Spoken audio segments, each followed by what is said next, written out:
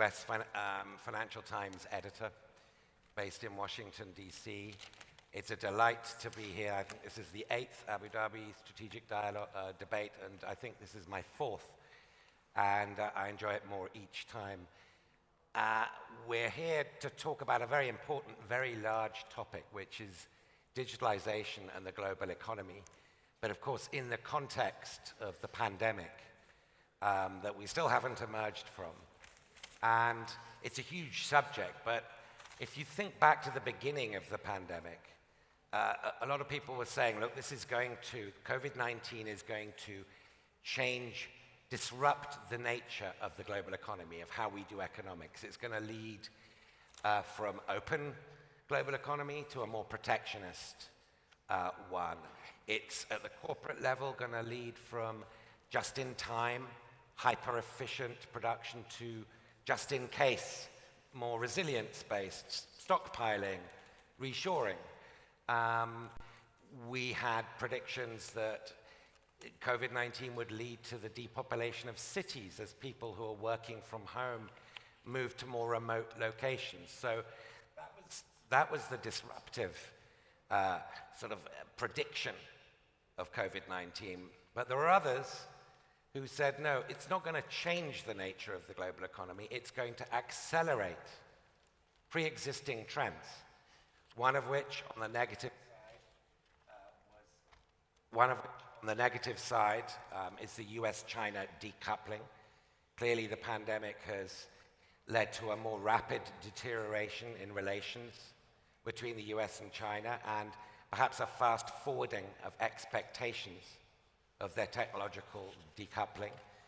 Another, perhaps on the more positive side, was the acceleration of another pre-existing trend, namely digitalization. Digitalization of our economies, digitalization of how we operate as consumers, getting stuff delivered. And of course, if you look at the share price of Amazon, Tesla, some of the big tech companies, they have gained more in the last 18 months than they did in the previous 5 years. So you can see an argument for both sides of this, that it's either changed the way we do business, it's made us more protectionist, or it's accelerated. And it's not an either or. I think both could be true. And we're going to start with that question. But let me first introduce the panel. We've got two people up here on screen and 3 down here. Just to make it easier for me, the 2 people up there are professors, and the 3 people down here are doctors. So I'm not going to get their titles wrong. Professors up there, doctors down here. Just to make it easier for me, let me start up there with Professor Taiho Bach, who you see on the left-hand side from Seoul, former South Korean Minister of Trade, emeritus professor at the University of Seoul, was on the short list to be the next Director General of the WTO. So Professor Bach knows what he's talking about, as do the rest of the panel. We have Giacomo Luciani, or is it Luciani or Luciani? I saw a ch in there, so I'm going to take it as Luciani, who's at the Graduate Institute. Okay, good. Who's at the Graduate Institute of Geneva at Sciences Po in Paris, author of The Rentier State, which I think might be a very relevant topic when we come to discuss some of the regional implications of this broader topic. Then down here at the doctor level, we have Nasser Saidi, to my immediate left, who's head of the Nasser Saidi Group and Associates, which advises central banks, companies, private equity, does a lot of NGO work here in the region. Next to him is Dr. Hani Findakli, who I think many of you will be familiar with, Vice Chair of the Clinton Group, a hedge fund, a sort of algorithmic operation focusing on tech mostly. And Hani is on the board of most universities I've ever heard of, the Ivy League ones, Peking University as well, which I think will will be relevant. And then last, but definitely not least, Dr. Hamad Abdulaziz Al-Tawaijri. Okay, good. Thank you for the thumbs up. Who is Professor of Economics at King Saud University in Riyadh. He's on many sort of advisory committees, but the one that really caught my eye was the future of the Saudi economy, because there's a lot of futurism in the air in Saudi Arabia, as there is here in the Emirates nowadays. So let me start by asking a very general framing question, which I'm first of all going to pose to Professor Bach in Seoul. Is this pandemic a global economy changing event, or is it simply accelerating the pre-existing trends such as digitalization? Or how do we think of the global economy as we hopefully emerge from this pandemic? Professor Bach. Well, thank you very much. This is Taeho Bach from Korea. I think you touched upon very important topic. And as you said, I cannot say either or. I think both things are happening. First of all, pandemic has left a very serious impact or damages to developing and the least developed countries where the vaccines are not enough or not enoughly delivered. So, you know, the problem of so-called the global polarization is happening. I don't know how much this is, you know, to some extent I can say that. And at the same time, as you mentioned, some business activities which pre-exist the pandemic rapidly developed or rapidly speeding up. For example, mobile platform businesses, including ordering, especially in Korea, ordering through a mobile phone for food, because we cannot go to the restaurant. I mean, this is rapidly developed. And you mentioned also about Amazon, the ordering the online good purchases and things like that. And also, as we are having today, devices and facilities for working from home and online conferences and meeting has been very much successful. So I think, as you mentioned, something is seriously damaging, but also at the same time, some types of businesses are rapidly developed and actually they are speeding up very fast these days. I will just stop here for your first question. Thank you. And we're going to get into some of the larger sort of US-China issues and protectionism versus openness issues later, Professor Bach. Let me jump to you, Dr. Findakli. You know, you've got a bird's eye view of the financial global economy from New York, well, from Washington, but from the East Coast of the United States. How does this question strike you? Has COVID changed the way we think of the global economy and how it's going to evolve? Well, thank you very much first for being here. Thanks for Ibtisam. Thanks, Ed, for chairing this panel. It's a good question. From my perspective, I see COVID only maybe accelerating and altering in some small way in the short term the course of developments that digital technology has brought about. And the reason why I think this is I think of digital technology as what economists call general purpose technology. General purpose technology is a technology that has the tendency to penetrate all aspects of life, economic, social, political, what have you. And to give you a sense about the short term versus the long term, digitization, or the digital economy that's part of the discussion of this panel and was earlier this morning, is only a fourth generation of technology that has hit the world in the last 200 years, 300 years. First, of course, was the printing press and the way it be able to transform knowledge and distribute it across the board and change the economic and information distribution. The second, obviously, the steam engine. That's the launching of the Industrial Revolution that has made it possible to replace and change the nature of work and has penetrated through a variety of application to all aspects of industry, production, the economy. And the third is obviously the development of electricity and distribution of electricity. So to think in those terms, the big transformative, disruptive issues that Mr. Lewis was talking about, digital technology is one of those big micro events that has changed and will continue to change our lives forever. Therefore, it is it's a phenomenon and applications that will continue to pervade our lives, get distracted and rerouted and reapplied in different forms depending on the experience of the economy, including this pandemic, which is important. But it is not going to be influenced by these short-term events. So that's one thing. Second is, in terms of the digitization and technology, it has introduced a whole new element in the factors of production and the way we think about economics.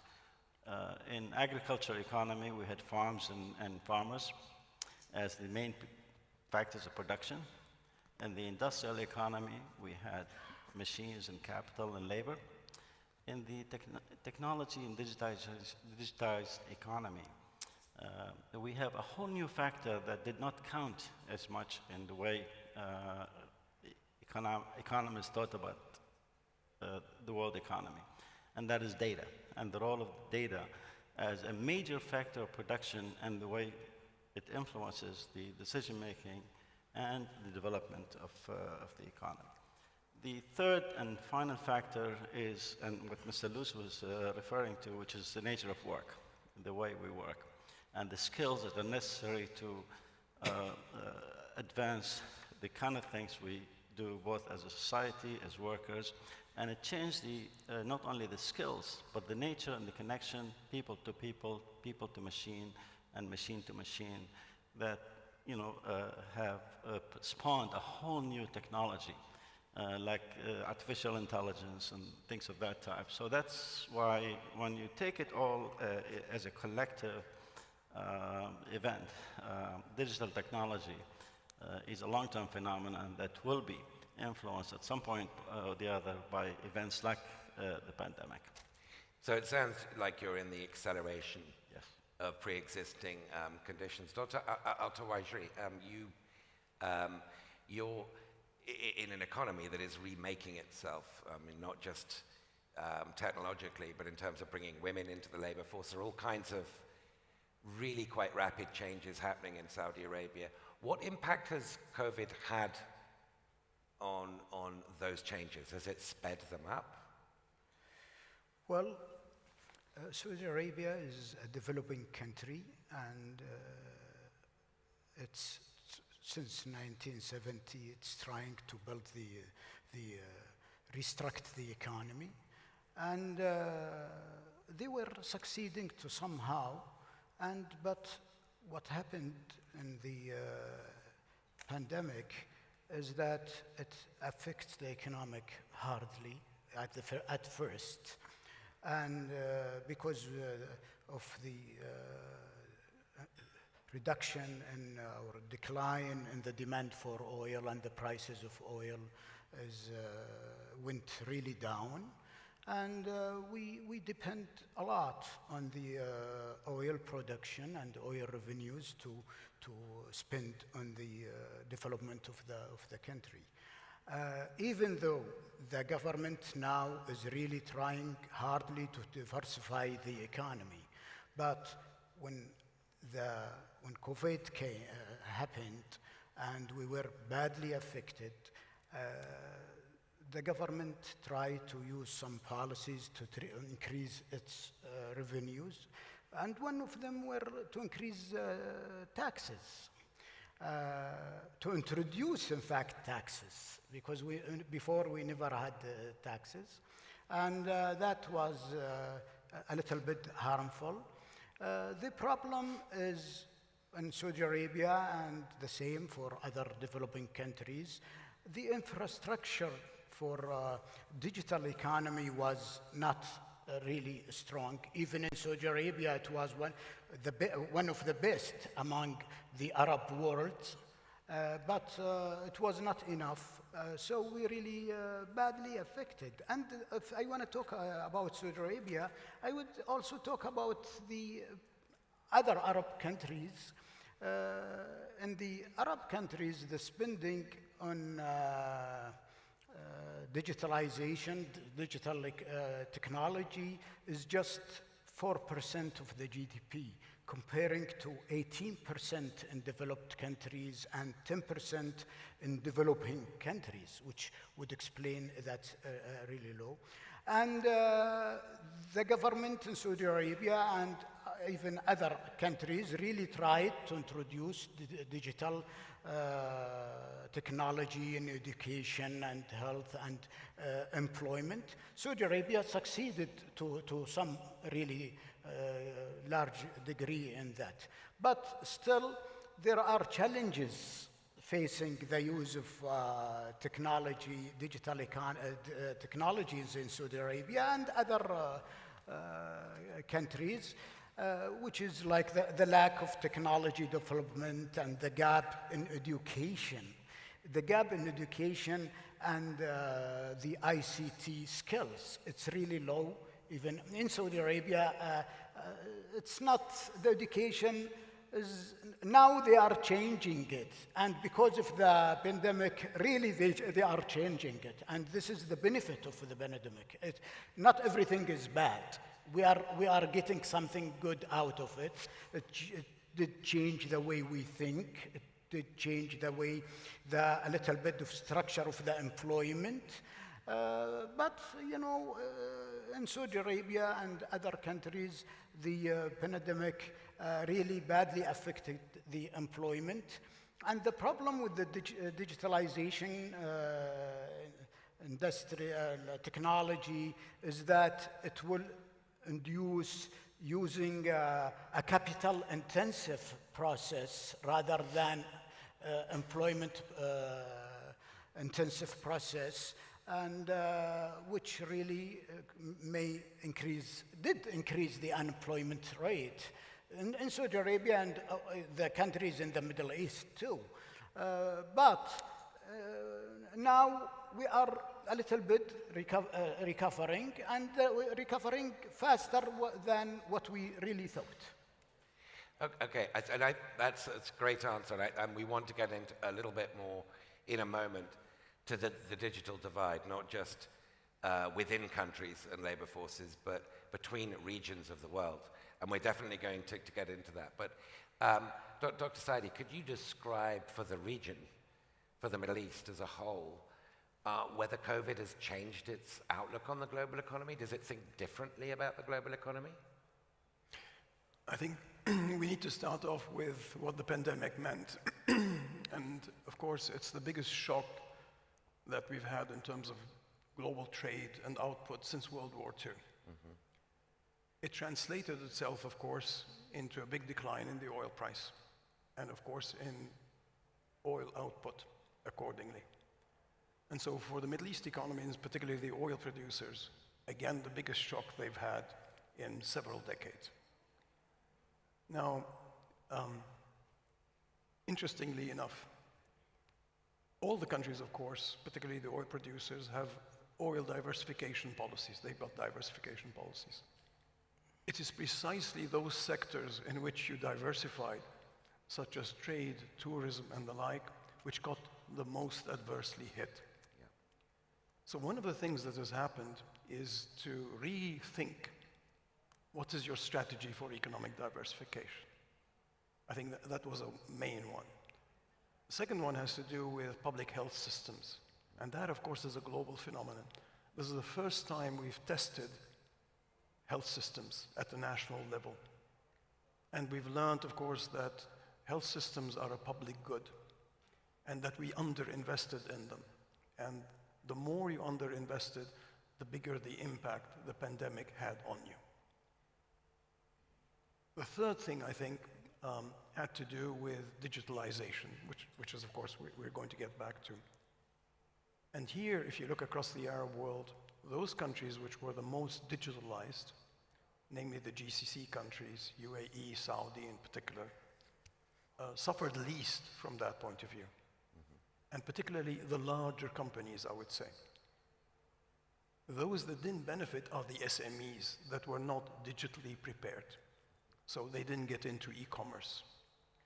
They weren't able to adjust immediately to the shocks that they had. The other thing I think which is extremely interesting, which is happening, and particularly for the future, is the trade orientation of the Arab world. Previously, the thinking was because of oil, your links were mainly, let's call it the West, Europe and the United States. The big shift that we've had over the past 15 years is the shift towards Asia and China.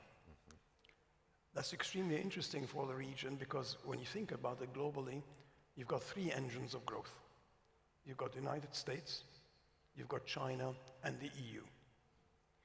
Now, at a global level, that means that you should have relatively more stability and less volatility of global output since you have several engines of growth. China recovered first and pulled much of Asia with it. And so if you look at what's happening at a global level and how it affects us, you've got a big divergence in terms of growth rates and recovery rates. Much of it linked to the pandemic. Did you vaccinate? How well did you vaccinate? But also on the digital divide across countries and within countries. So for this part of the world, the fact that China is playing a much more important role at the global level and in terms of their trade, it's the #1 trade partner and increasingly the #1 economic partner for this part of the world and the main investor in emerging markets. So for the GCC countries and the wider region, that is critically important because when they look forward, their export markets are increasingly into Asia and into Africa next door. So I think when you think of strategy moving forward, economic strategies for the countries of the region are going to be increasingly oriented towards Asia.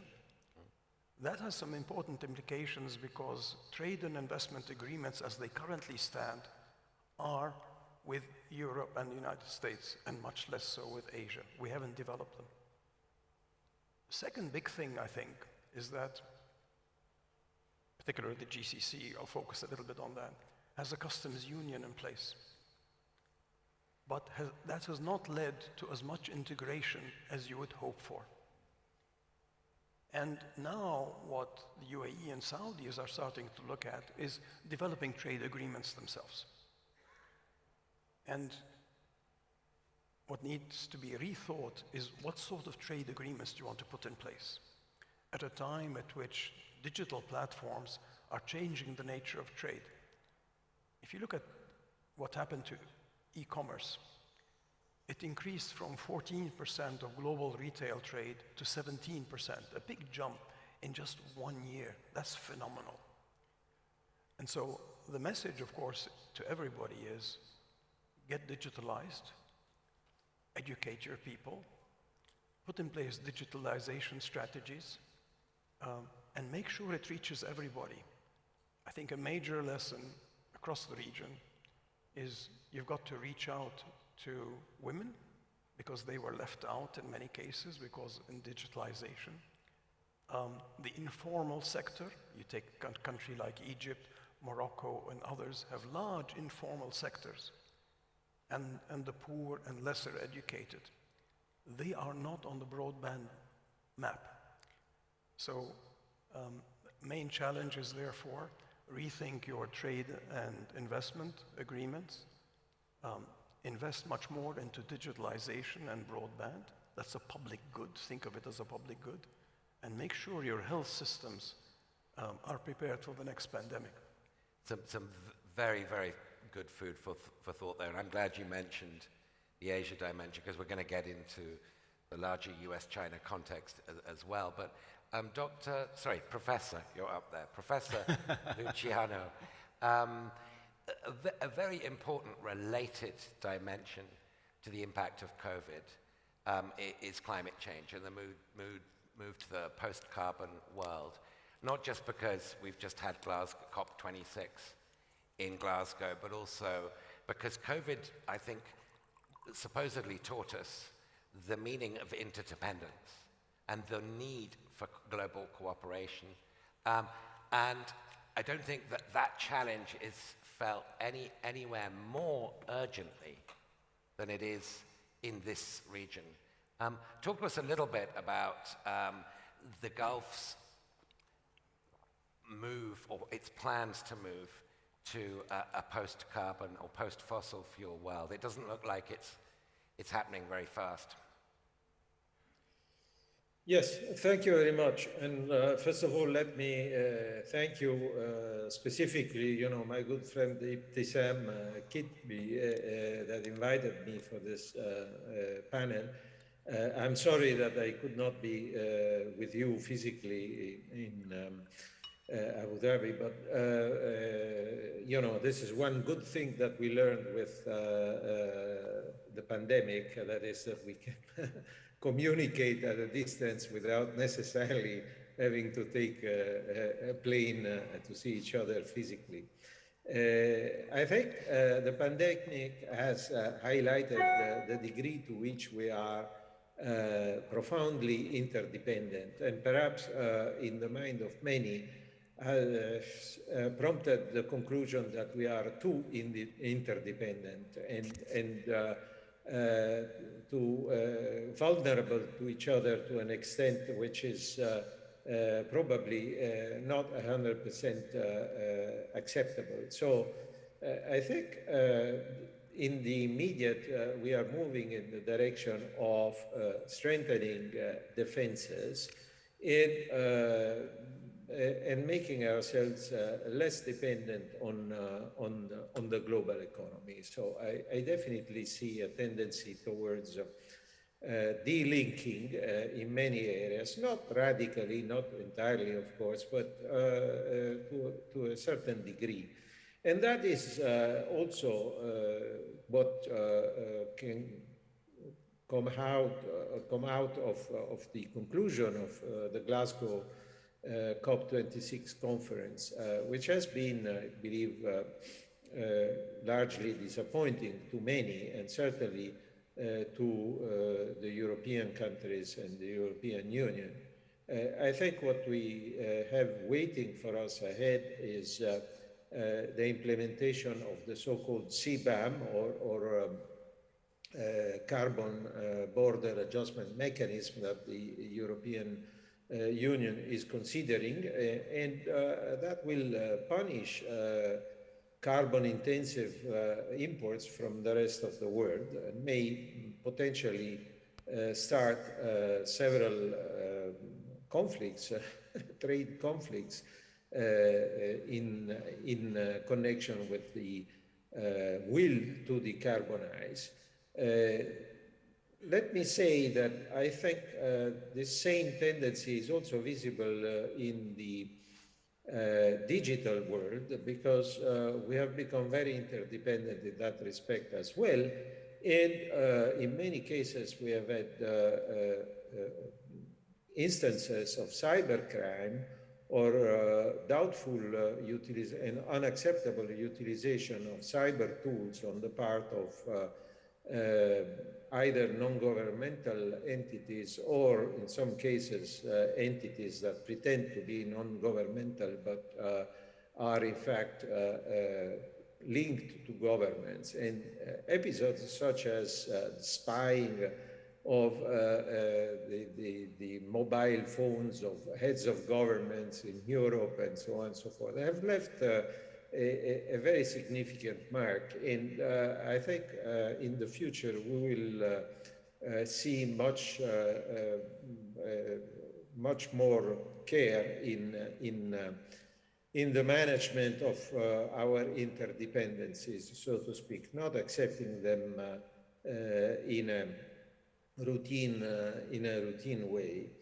So I think even the internet is is already being segmented by countries that do not want to accept openness to the rest of the world, in China, in Russia, and so on.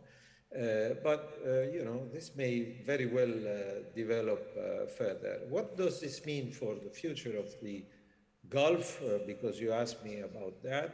I think it is extremely important that the Gulf adopts courageous policies to decarbonize the Gulf economies if they want to be active in international trade. And I think that is very well understood, and there are strategies that are being put forward, such as the idea of a circular carbon economy that has been prominently proposed by Prince Abdulaziz bin Salman. And I think there is this is a very important strategic line, but it should be understood that it is a line that will require very heavy investment in decarbonizing oil production, in capturing CO2, not only for the economies of the Gulf themselves, but also as a service for the rest of the world. If you want to have the rest of the world still accept the use of fossil fuels. And this is going to radically transform the economic equilibria in the region. And as Nasser Saidi has mentioned, I think there is a growing importance of the regional dimension. And I think in that respect, really, we had lots of hopes in the past about the future and the process of integration of the GCC. I must confess that in recent years, I have been personally disappointed by the fact that the process of GCC integration has not progressed faster. As a matter of fact, it has been blocked by a readiness to enter into conflict with each other among the member countries that has had a very negative effect, I believe, on the prospects of the region. And this is also true more broadly in the Middle East, of course. Thank you very much, Dr. Luciano. So I'm sensing a theme here, developing GCC must do better. Which we will return to if we have time, but let me just take it up to a higher altitude. Now, it seems that there are really two divisions we can talk about, and I want to address both when we talk about digitalization of the global economy.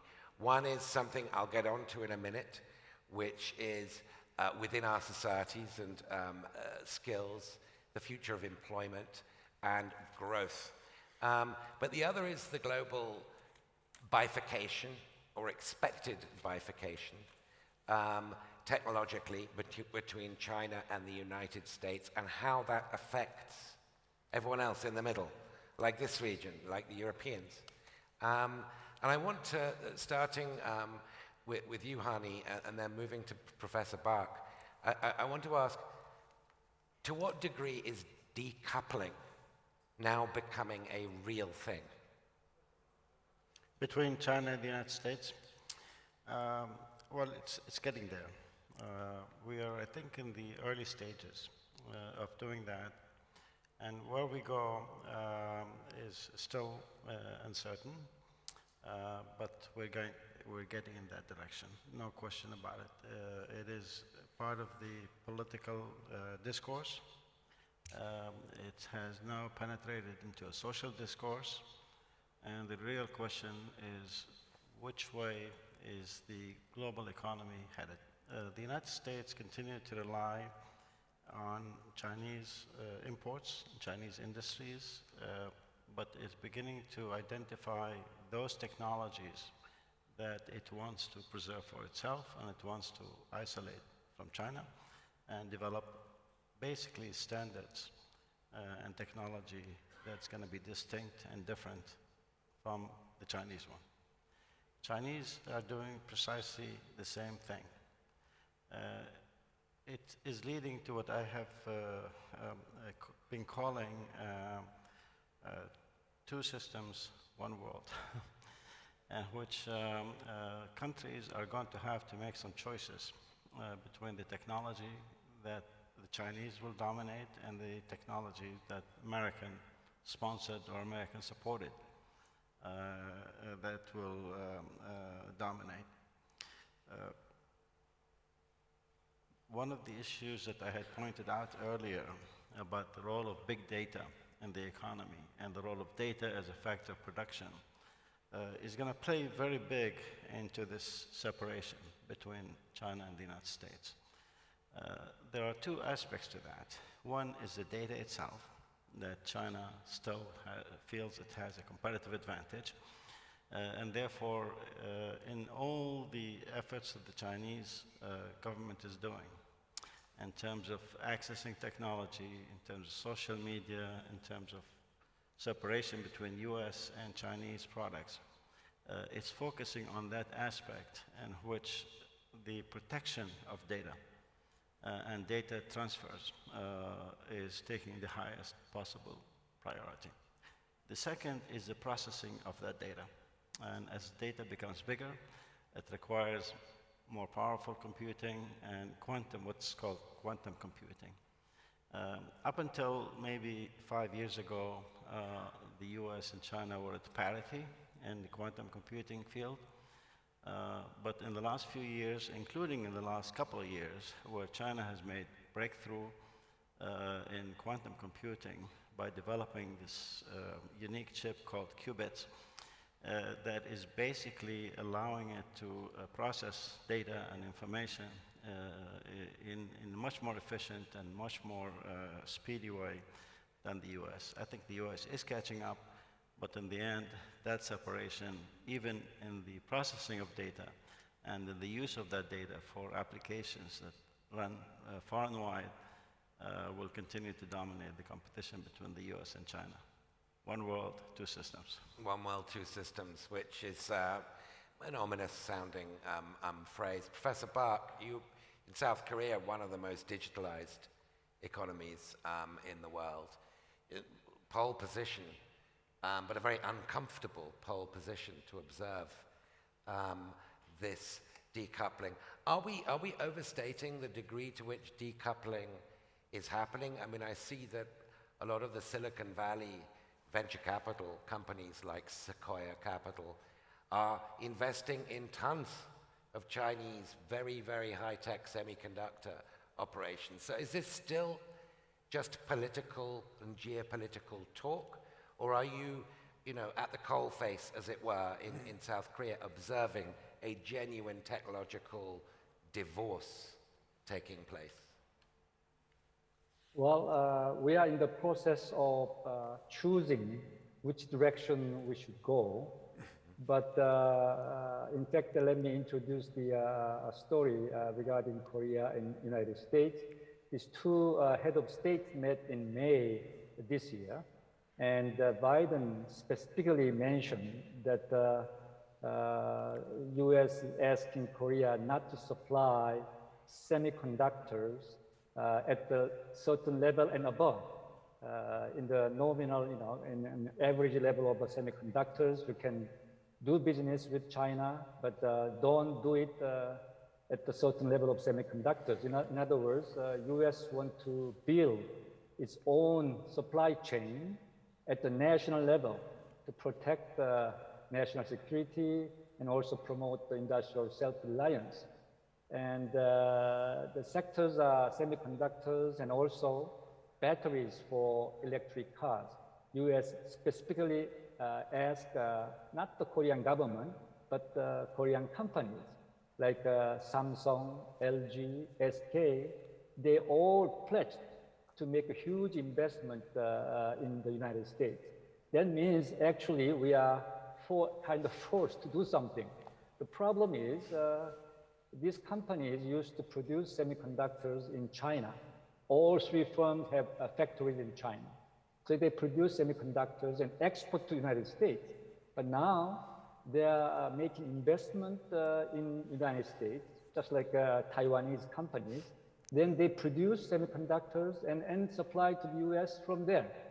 Then what do we do about the semiconductors we produce in China? We have to find out other market, export market. So this is a headache for Korean companies. So according to the OECD, the aggregate data collected by the OECD has not shown any significant changes in the global value chain structure yet. But if the United States continue to push this kind of policies, then companies and countries which are affected by this kind of policies will have huge difficulties. So in a way, this kind of decoupling is happening, but not in all industries, but more strategic technology industries. Let me just add one more thing. As you remember, Trump started to punish China by imposing tariffs, and China retaliated. But the whole idea, the key issue in that, from my point of view, is the state government. I mean, China's state government industrial subsidy without any limit, especially in the advanced technology sector. So if United States allow China to do that in the future, then US think that they cannot compete with China. So they are raising the issue of industrial subsidy. They want to discipline industrial subsidy at the WTO or at other kind of international organizations. But as you know, WTO is not functioning at all. Ministerial conference meeting will be held at the end of this month, but we are not expecting too much out of that kind of organization. In a way, the world trade governance at the moment is not existing anymore. So we are in a very uncertain and turmoil kind of situation. Who will lead the movement? I don't know. So I think we are in a very, very uncertain situation. Yeah. Well, that's a very sobering and concrete example of the either-or potential of the world we're moving into, as opposed to the both-and world that we might have had before. I know this region is experiencing versions of what Professor Bach has just described. You, of course, like everywhere else, want to be part of Chinese growth and American growth, Chinese investment and American investment, but you have instances such as with 5G, where the United States is saying, look, you can't do business with us if 5G, if Huawei is your 5G network, to which the answer is, okay, what are you suggesting as an alternative? And it's not clear what that answer is. Can you talk about, Dr. Al-Tuwaijri, could you talk a little bit about what kind of dilemmas you're facing in this region and how you're likely to resolve those dilemmas? And I'd also like to ask you the same question, Dr. Saidi, after Dr. Al-Tuwaijri answers. Well, if you excuse me, I'll just add a statement to my previous token, is that even in Saudi Arabia, the digital economy contributes only 6.5% of the total GDP. But 6.5%, most of it came during the last decade. So the speed of growing in our adjusting to digital technology is really increasing, which is promising that if this same speed keep going with the help of the pandemic, that really forced us and forced so many countries to accelerate the use of this digital technology. I see a good future for us. This is about the challenges we have, and it comes to Now we're going to talk about politics and some problems. Saudi Arabia, with their new vision 2030, decided to really be open to all countries, use any technology that can help us. That's in the vision 2030.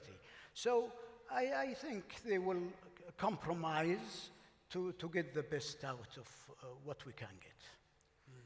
How does that sound to you? I mean, are they mutually exclusive, these technologies you're taking from elsewhere, or is there some way you can diplomatically blend them, a Chinese and an American presence?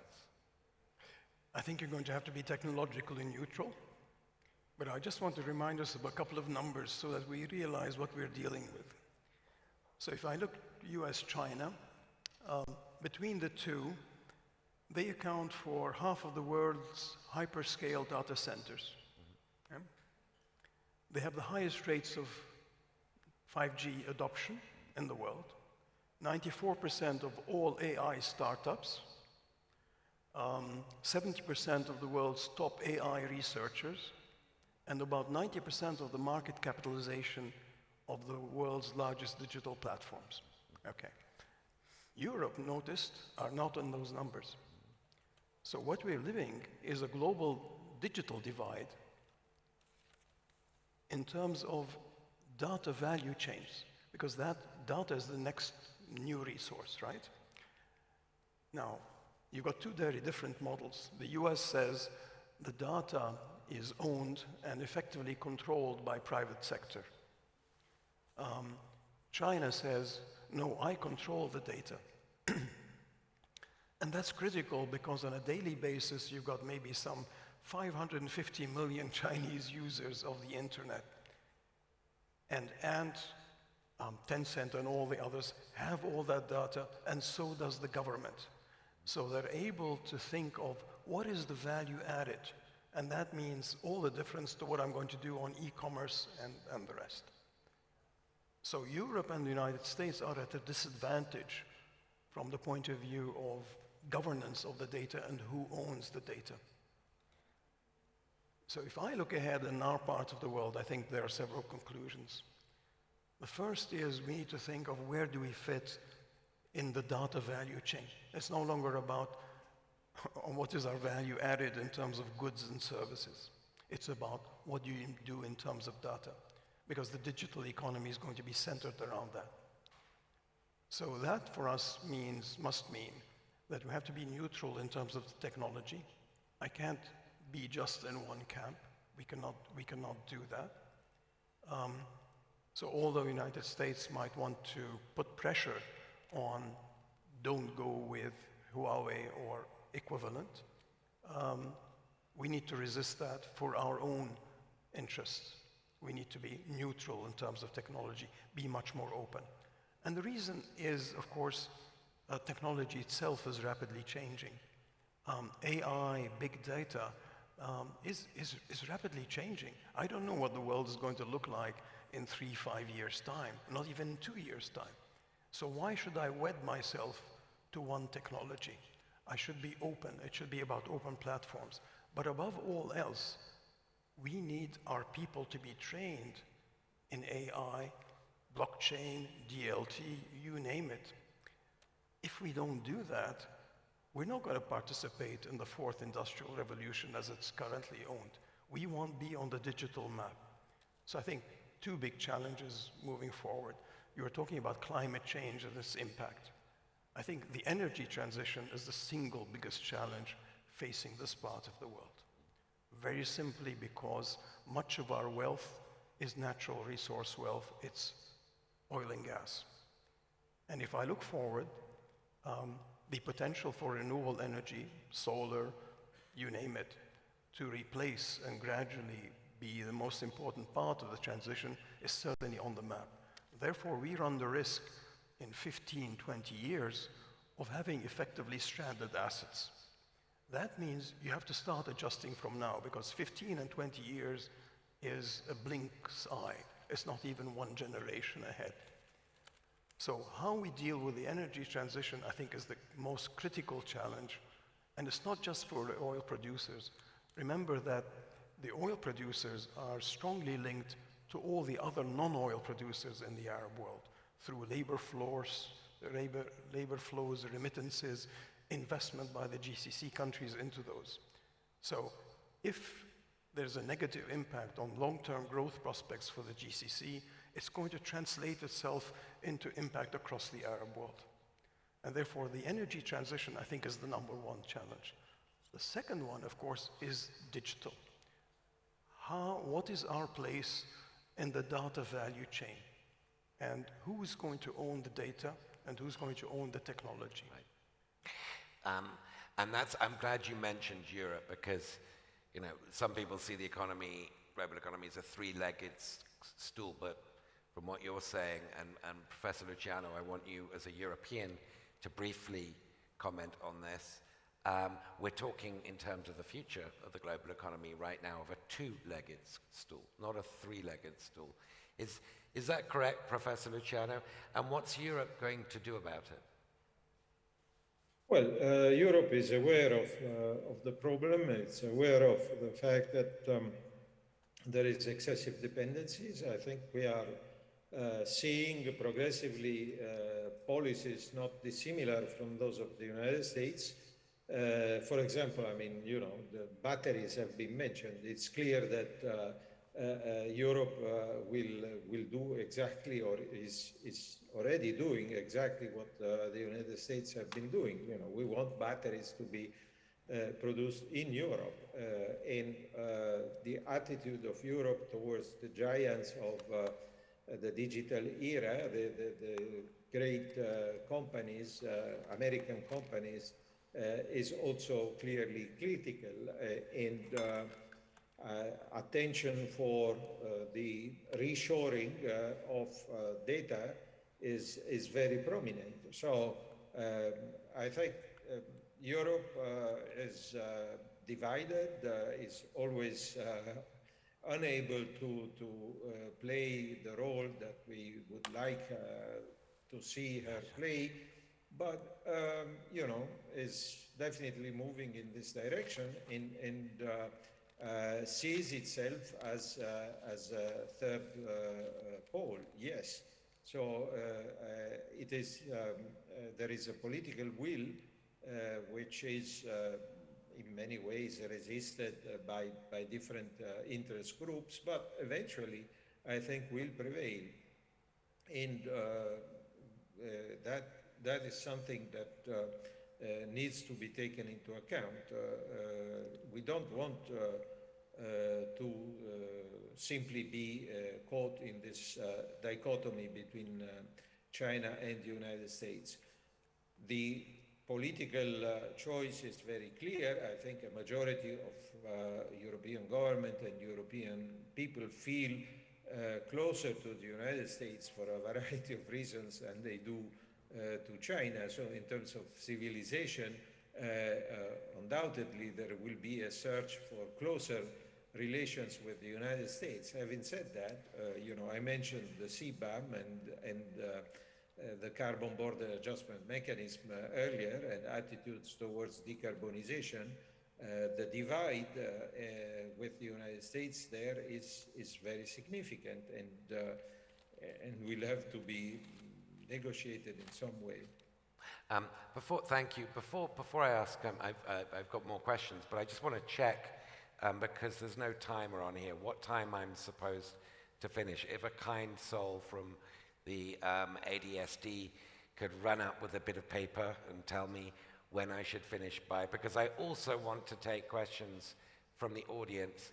And I've seen previous moderators look at this screen, but I don't see anything on this screen. So if somebody could put me in the picture, I'd be very grateful.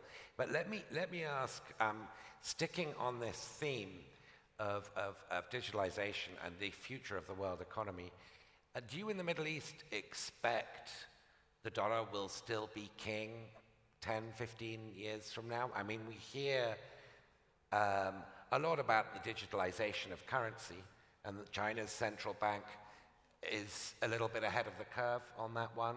The Fed is still evaluating the wisdom of having a digital dollar. But of course, we're living in a world of massively rising valuations of crypto funds and new crypto innovations every week, it seems. Will the dollar still be king? And this region really does price its main export in dollars. How much are you thinking about that? Me? Yes. Oh. Well, Oh, wait. What about? Right, please answer. the power of the dollar has come since 1944 in Bretton Woods Agreement, that they give the dollar at that time was the only going to be the only currency that is connected to gold. It has the money base was gold. Other currencies were connected to the dollar. And at that time, they gave the dollar, the United States, the chance to print dollar. In 1971, during Mr. Nixon presidency, he stopped that agreement, and then the dollar is not based on any. It was the last currency to be connected on, based on gold as a money base, and he stopped. But the United States kept printing the dollars because of the strong economy of the United States. That was the base for printing money. And still, the economy of the United States is really strong and diversified, such that they still have the power to print the dollar, and the dollar is keep going. It's really a strong currencies. But with the rise of the Chinese economy, I think this would give kind of a challenge to the dollar. That's the source of a challenge that the dollar is facing is going to face in the future, is the strong China's economy, and maybe even the European economy after they formed the Union.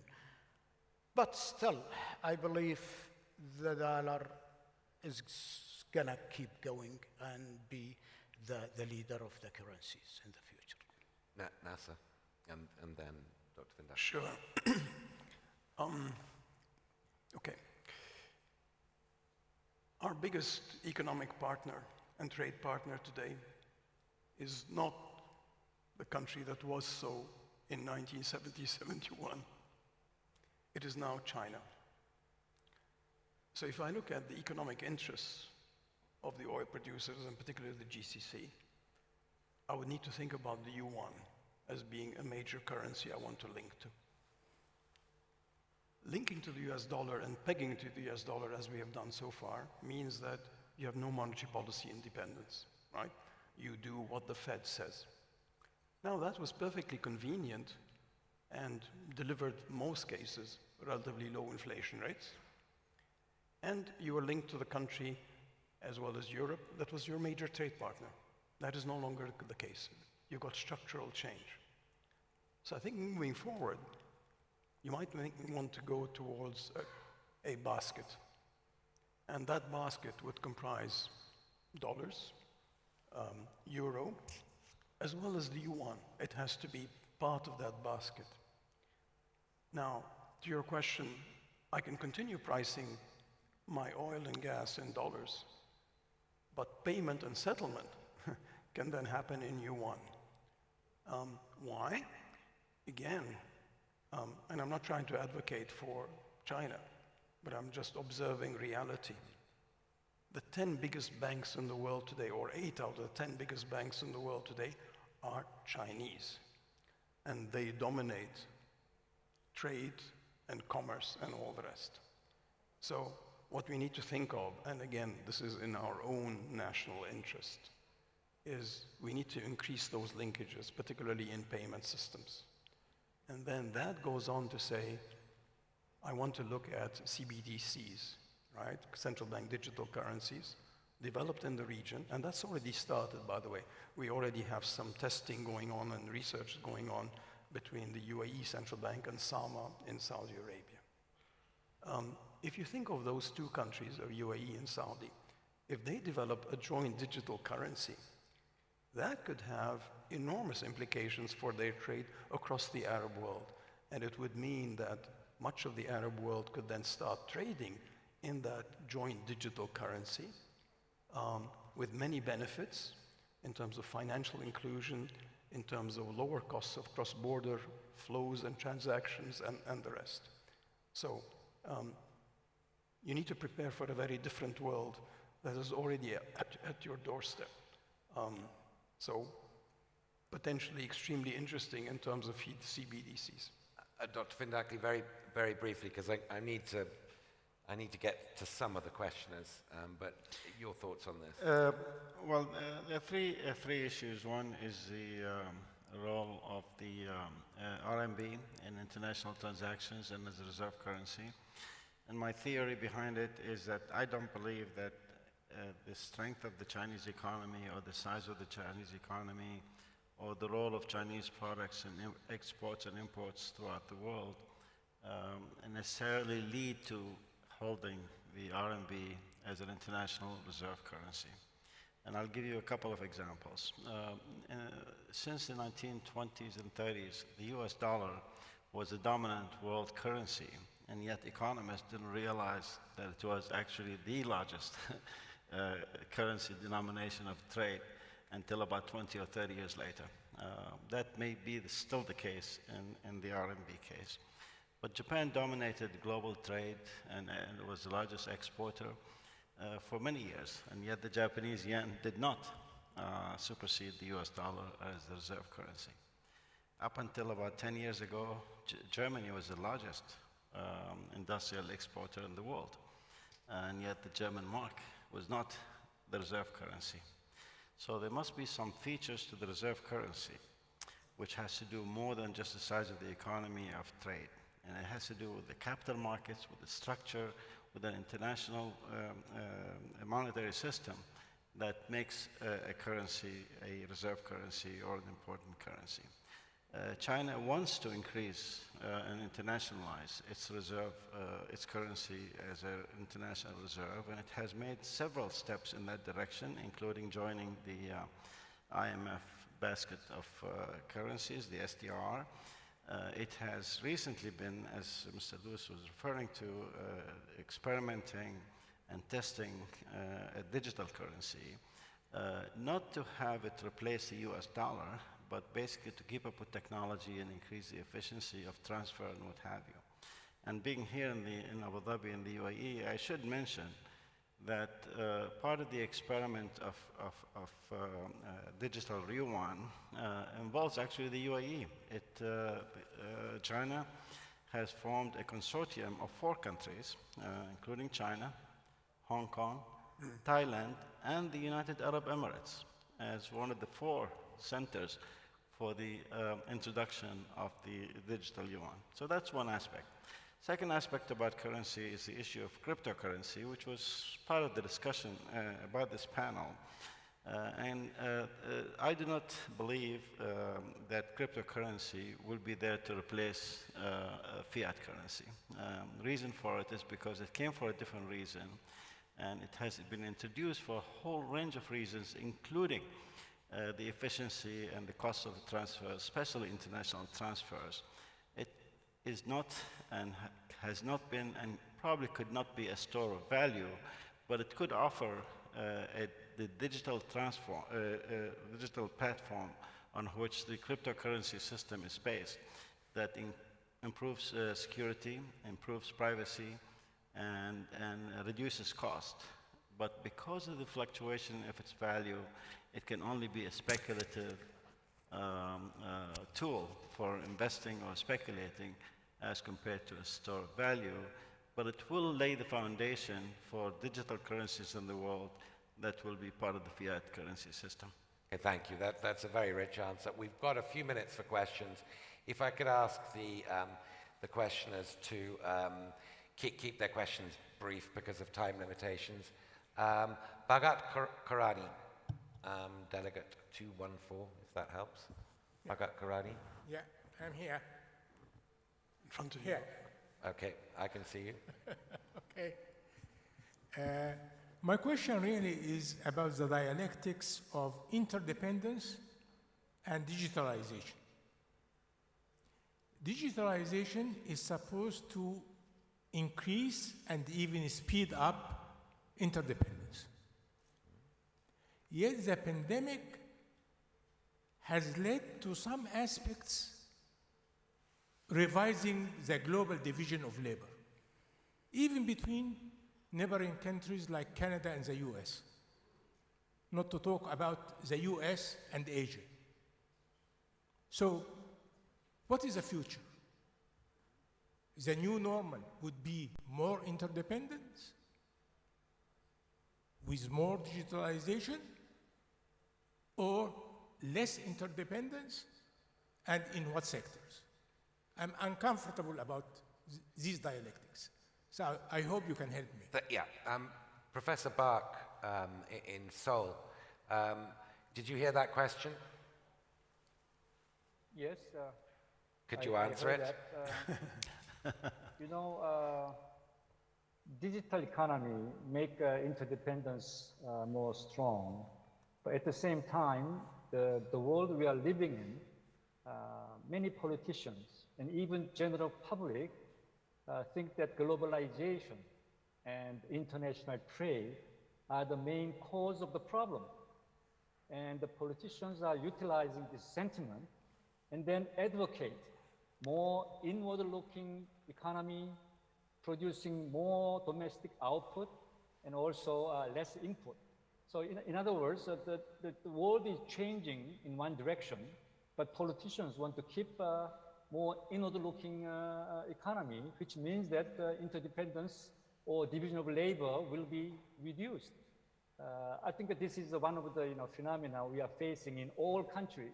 So you are right. I mean, digitalization speed up the interdependence for certain sectors, but for other manufacturing sectors, things like that, interdependence will be drastically reduced because of this protectionism. This is my answer. So fairly schizophrenic picture of the global economy. Sterling Jensen or Jensen?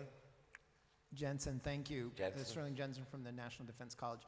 I would like to see if I could get Professor Luciani to give an educated guess as to whether the transformation to digital economy in the Gulf, in the region, would increase rentierism or decrease it, assuming that this is top-down transformation. What is it going to mean for the rentier model here? Professor, did you hear that question? Yes, thank you. I think what is key in the future of rentierism, if you wish, is the need to increase investment and the fact that governments will not be able to enjoy such large oil revenue as in the past. The oil revenue will continue to be significant, but more of it will need to be plugged back into the industry itself, okay?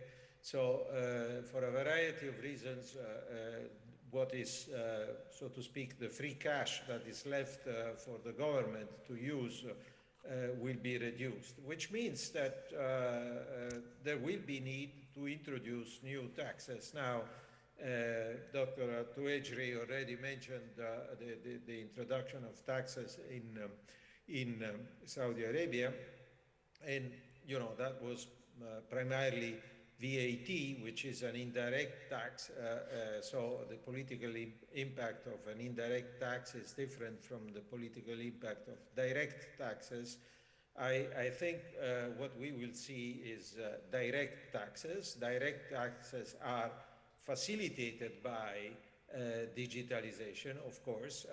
One of the problems of the Gulf governments is that by lacking a proper taxation system, the knowledge of the economy that the government has is limited, because much of the granular knowledge of the economy that governments have is linked to the need to extract surplus, so tax the economy.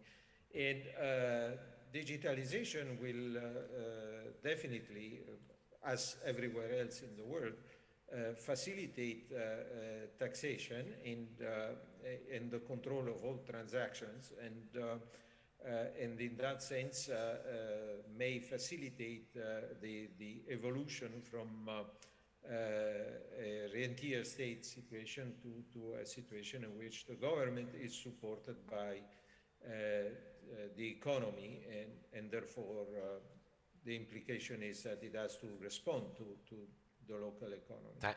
Thank you.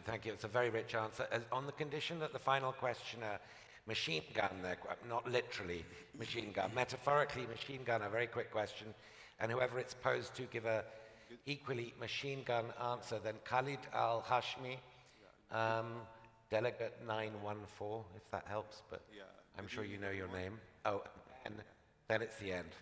my question is directed to Dr. Hamid because it is related to the discussion he brought out.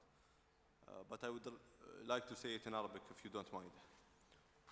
I think we should probably end this session because I've just seen the clock and Dr. Abdesam's face, which is a good reminder that punctuality is a virtue. So thank you very much to our panelists. Broad horizon, a lot of food for thought, and a lot of really interesting ideas. Thank you. Thank you so much.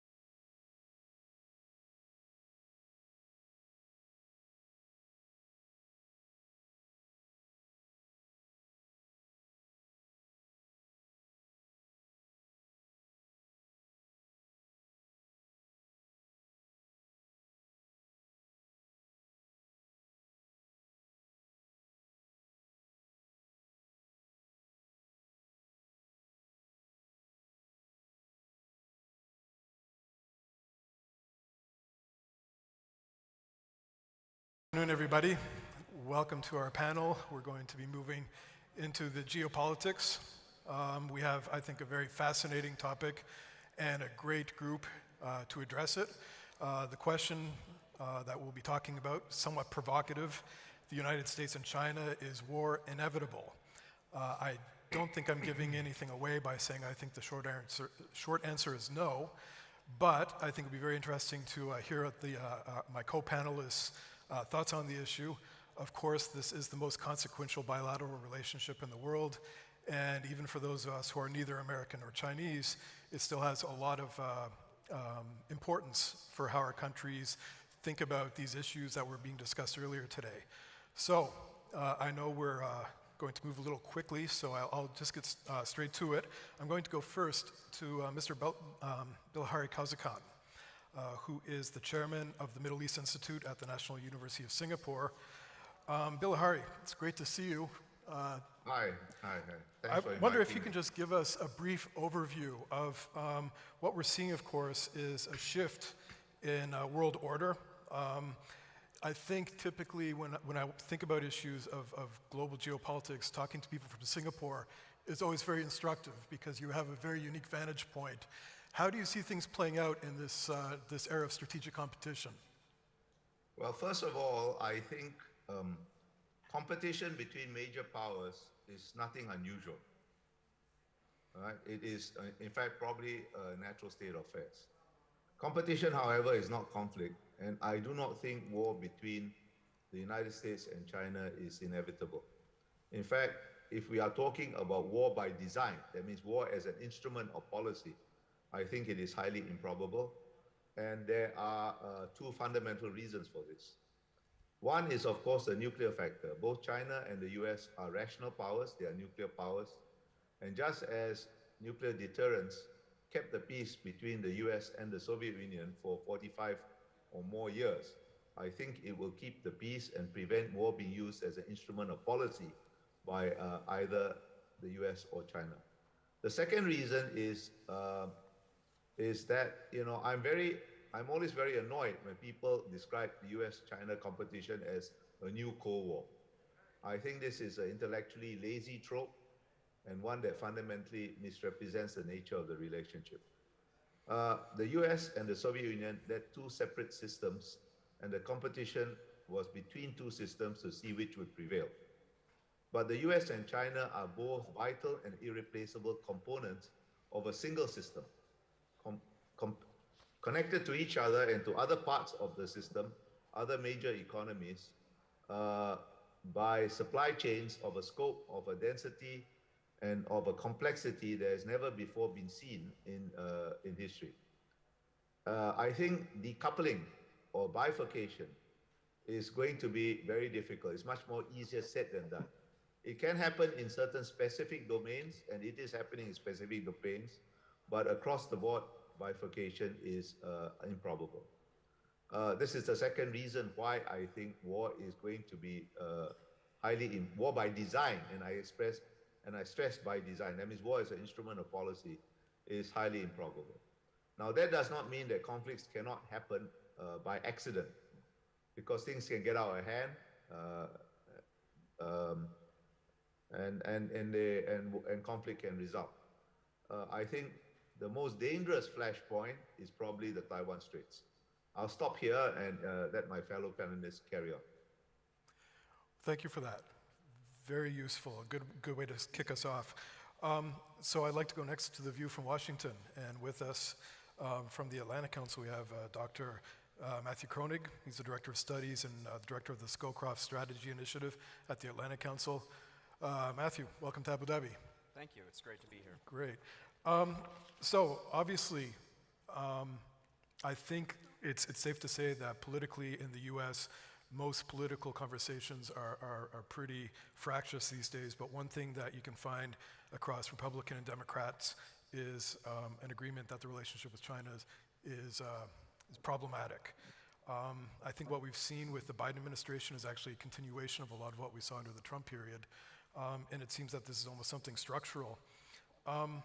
Can you maybe just give me an overview of some of the conversations in Washington about this relationship and how you see it going? Great. Well, thanks, Jonathan, and thanks very much to the Emirates Policy Center for organizing this important event. It's a pleasure to be here. So I do think that there's a bipartisan consensus in Washington on the China challenge.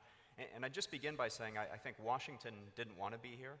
You know, for a couple of decades, the United States had this policy of trying to engage with China, hoping that China would become a so-called responsible stakeholder in a rules-based international system, that as we engaged with China, brought it into the World Trade Organization, it would become wealthier, it would become better governed, it would become more cooperative internationally. And instead, I think what we've seen, especially under President Xi, is that China's gone in the opposite direction. It's becoming more aggressive abroad, taking territory from its neighbors in the South China Sea, becoming more aggressive in its military threats against Taiwan. At home, President Xi cracking down with the genocide in Xinjiang, eliminating term limits to set himself up to be dictator for life. And then also when it comes to economic policy, going back on these promises for liberal reforms, actually centralizing control over the economy. And so I think this was a big wake-up call in Washington that our strategy hasn't worked, that we need a new approach. And so it was started under Trump, but largely continued under Biden. And so I think there is a bipartisan consensus that China is the greatest state-based threat facing the United States and its allies, and that we need a tougher, more competitive approach. And I think it is a dual-track approach. It's leaning heavily on the competition, defending ourselves and pushing back and imposing cost on China, where it threatens us and our allies in the economic, governance, and military domains. But still, I think, looking for areas of cooperation in areas like arms control, climate change, certain areas of economic exchange. And I think that's cooperation component is also important if you think about the long-term goal, because I don't think Washington wants competition forever. I don't think it wants a war. I think ideally we'd like to get to a more cooperative relationship with China. And so I think that requires this dual-track approach of pushing back where China is violating widely held standards and threatening us and our allies, but also looking to engage on areas of common interest. Right, so you see some exit ramps. Things don't have to continue along this trajectory of competition, that there are areas where this relationship get back on track? I think so. I think it's largely up to Beijing, and to be honest, it's hard for me to see Chairman Xi going in a more cooperative direction. It seems that he's determined to go in this new, more assertive path. But we'll see what happens after Chairman Xi. My hope is that the next generation of Chinese leadership would pursue a more cooperative policy, kind of like we saw from Deng Xiaoping up until Chairman Xi's leadership. Okay, well then let's go to my friend Dr. Chai Xiaojin. Xiaojin is a political scientist based here in the UAE. He teaches in Sharjah. Xiaojin, I'm just wondering, what do you think when we look at this relationship between China and the US? Do you see this going towards a Cold War? Do you think this is overheated rhetoric? Do you agree with Matthew that there's some exit ramps? Do you agree that this is largely China's position to get things back on track? What's your perspective on this? Thank you for inviting me. Thank you to Emirates Policy Center and this moderator for this great session. I would like to take this question. If you want a short answer, yes, probably it would be no. Yeah, it's not going to go to war between the two great powers. But of course, the question is what time framework you're asking, you know? Like in how many years these two powers will go to war, in how many years they won't. So this is difficult to answer. So let me share a little bit about my observation of Chinese perception and the Chinese strategic culture, which may give us hint about how China think about this relationship and whether it's going to lead to war or peace. First of all, one thing in Chinese strategic culture, when the leaders or elite, when they determine the foreign policy, they always have this long-term thinking, you know. So you saw a lot of in their document talk about 100 years plan. Chinese Communist Party just celebrated the 100 years anniversary in July. Now they just finished another meeting last week. They're talking about let's start March on the second 100 years of the party. So from this year, 2021, they are thinking for another 100 years, 21. So this is their plan, the way they think about the country and the party and for their strategy. You heard about rejuvenation of the Chinese nation by 2049, when Chinese PRC celebrate 100th anniversary, they will become a developed, wealthy and very strong country. So because of this time frame, I think they are betting on time. They are not rushing to go to war with anyone, including the USA. They want to use the time to beat its rivalry if necessary. And even in, if you're familiar with many Chinese classics like Art of War, they talk about 不战而屈人之兵, which means fight the enemy, defeat the enemy without engaging in the battle. Which means use the strategy, use the time, use alliances, use diplomacy, even deception, many others to get it done, not necessarily go to the hot war. So this is like kind of a long-term wisdom, but still I'm seeing is reflected in the recent Chinese party document and their plans. And second thing I think is China is inward-looking, or they call it evolution recently after pandemic. So China more focus on domestic issues, focus on strengthening its economy, overcome the uneven development between the coastal area and inland, between south and north, east and west, all these things. And China just achieved what they called poverty eradication. So now next step is to build China into a welfare state. So all these are priorities. So then priority not to expand, not to defeat with this power or that power. And the third point, I think many professors in front of me already mentioned, there's a lot of interdependence between USA and China. There's economic interdependence and also non-economic issues. For example, climate change and the pandemic, etc. People might say, oh, there's flashpoints, or there's a historical precedent, which means China or US go to war.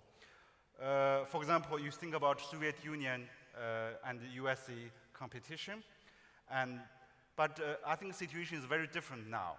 First of all, there's no this ideological competition between China and the USA, like during the Cold War.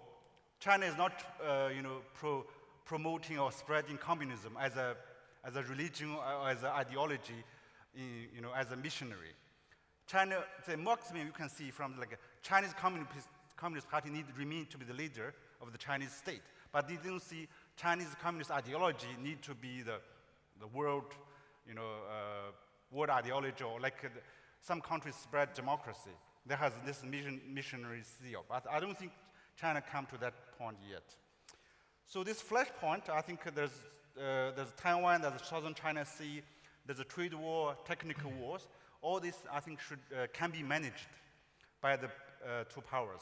They are not total war or all-out war or comprehensive. These are certain issue-oriented areas. So it can be managed. They will not lead to the war between the two powers. Thank you. That's interesting. I'd like a follow-up question on this, actually, because when you're talking about these development goals, the 2049, the 2021, I mean, what you're describing is China looking into the looking into the future, wanting a strategically safe environment to continue on its development trajectory. How can we explain some of the more assertive or aggressive Chinese behavior towards countries like Australia, Japan, the US? Is this being driven by domestic pressures, or do you think this is being driven as a response to external pressures? I think, China would see this as the challenges when it's trying to maintain its trajectory toward its future. And it will find ways, either through diplomacy or bargaining, to manage these challenges, but would not risk what they call in Chinese the guoyong, the fate of the country. So they will not risk the fate of the country for for this hot conflict, which will disrupt its trajectory. So I think that's the thinking and consensus among the Chinese political elites. Okay, thanks. I'd like to turn now to Asaf Ryan. Asaf is the Senior Research Fellow and Director of the Israel-China Research Program at INSS. I've had the good fortune to talk about China with you a few times, and I've always been very interested with your insights. And I think it's especially interesting for an Israeli perspective, because what we've seen, especially in the Middle East over the past few years, is that the US has been leaning maybe a little more on its allies and partners in the region, making it clear the consequences of deeper integration or closer cooperation with China on things that are seen to be more sensitive. And of course, when the Secretary Pompeo visited Israel, I believe in May of 2020, that was the message, working with China on certain types of cooperation would be a problem. What do you think the view from US allies and partners of this competition? How can countries, I mean, obviously in the UAE, this is something that people are focusing on very deeply. Any advice on how to manage this competition from the perspective of US allies and partners? Yeah. Shalom, salam alaikum, and thank you for your invitation. It's nice to be back with a full Israeli passport and everything. Well, I think from a Middle Eastern point of view, we need to judge perceptions and myths against facts. Now, we've seen several great power shows of force or policy these years. One of them was the Soviet or Russian return to Syria after never leaving, but in fact coming back with a small force ruthlessly used to great policy impact. And the competing magical act was the American AWOL, that's absent without leaving. So there was an impression created that America lost its interest in the Middle East, lost its appetite, and many speakers around here are speaking about that America just left. Well, it's not left.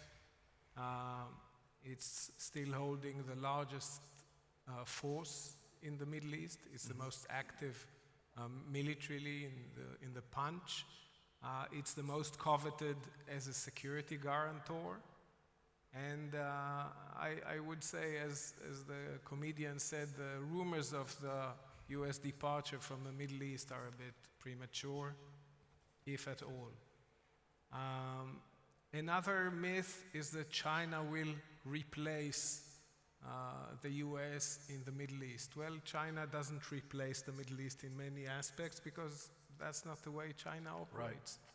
Right. It doesn't seek serious military deployment.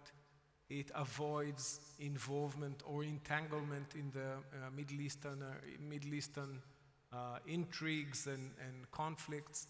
It does business in parallel with Saudi Arabia, with its great rival Iran, with Israel, with the UAE, with the rest of the Middle East.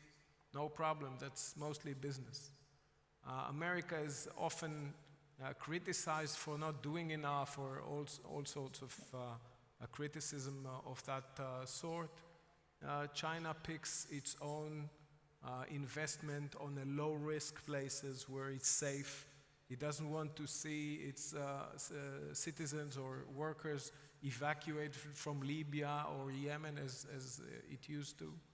And it's very, let's say, uneager to shoulder the burden of commons security. So it does have a maritime task force since 2008 on counter-piracy of Djibouti, but all the rest, like if we looked at the 2019 attacks by Iran on Saudi Arabia, there was no sign of involvement from China, except some soft criticism. So to sum up, from the regional point of view, we need to ask ourselves what we're looking or what we're asking the great powers to provide in this partnership. So first, China doesn't do alliances. It has partnership, all sorts of partnerships. It doesn't do security guarantee. It is a great business and economic partner. And I think the great dilemma of Middle Easterners is how to console strategic backing by the US with economic work or involvement and contribution by China. When is the tricky point? Is when you get to a point of US telling you my way or the Huawei. You need to choose. Because beyond what's been said here before, that, it's a question of data governance and so on, there is a real question, and I think liberal democracies tend to walk one way and others may choose differently, to entrust your data, and I mean your whole data, to a foreign government, unlike a foreign international or multinational corporation, is a different decision.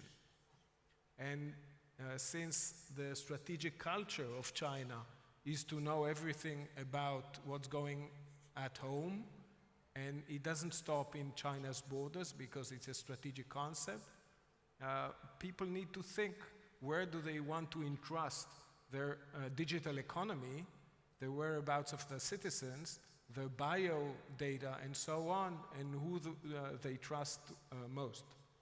That doesn't mean that Israel signs to American technology only, but there is a sense of secure and clean networks that democracies tend to toe the line of. I can't believe I haven't seen any articles titled My Way or the Huawei yet, but I'm totally going to steal that, thanks. Another thing that I think is interesting, just listening to your comments, I've often argued that you can look at a lot of theaters around the world where US and Chinese interests diverge, but when you look at the Middle East, there's actually a lot of similarity in what the two countries see as their interests in the Middle East. You know, freedom of navigation, free flow of energy to the oil to global markets. Do you think, I mean, the way you're describing it makes it sound to me that their relationship could actually be complementary in the Middle East. Do you think that's hoping for too much? Because they don't really seem to have too much other than some of these commercial arguments like in digital, the direction of their digital footprint. But otherwise, there doesn't seem to be a whole lot of space between them in the Middle East. A Chinese colleague told me, listen, as a Middle Easterner,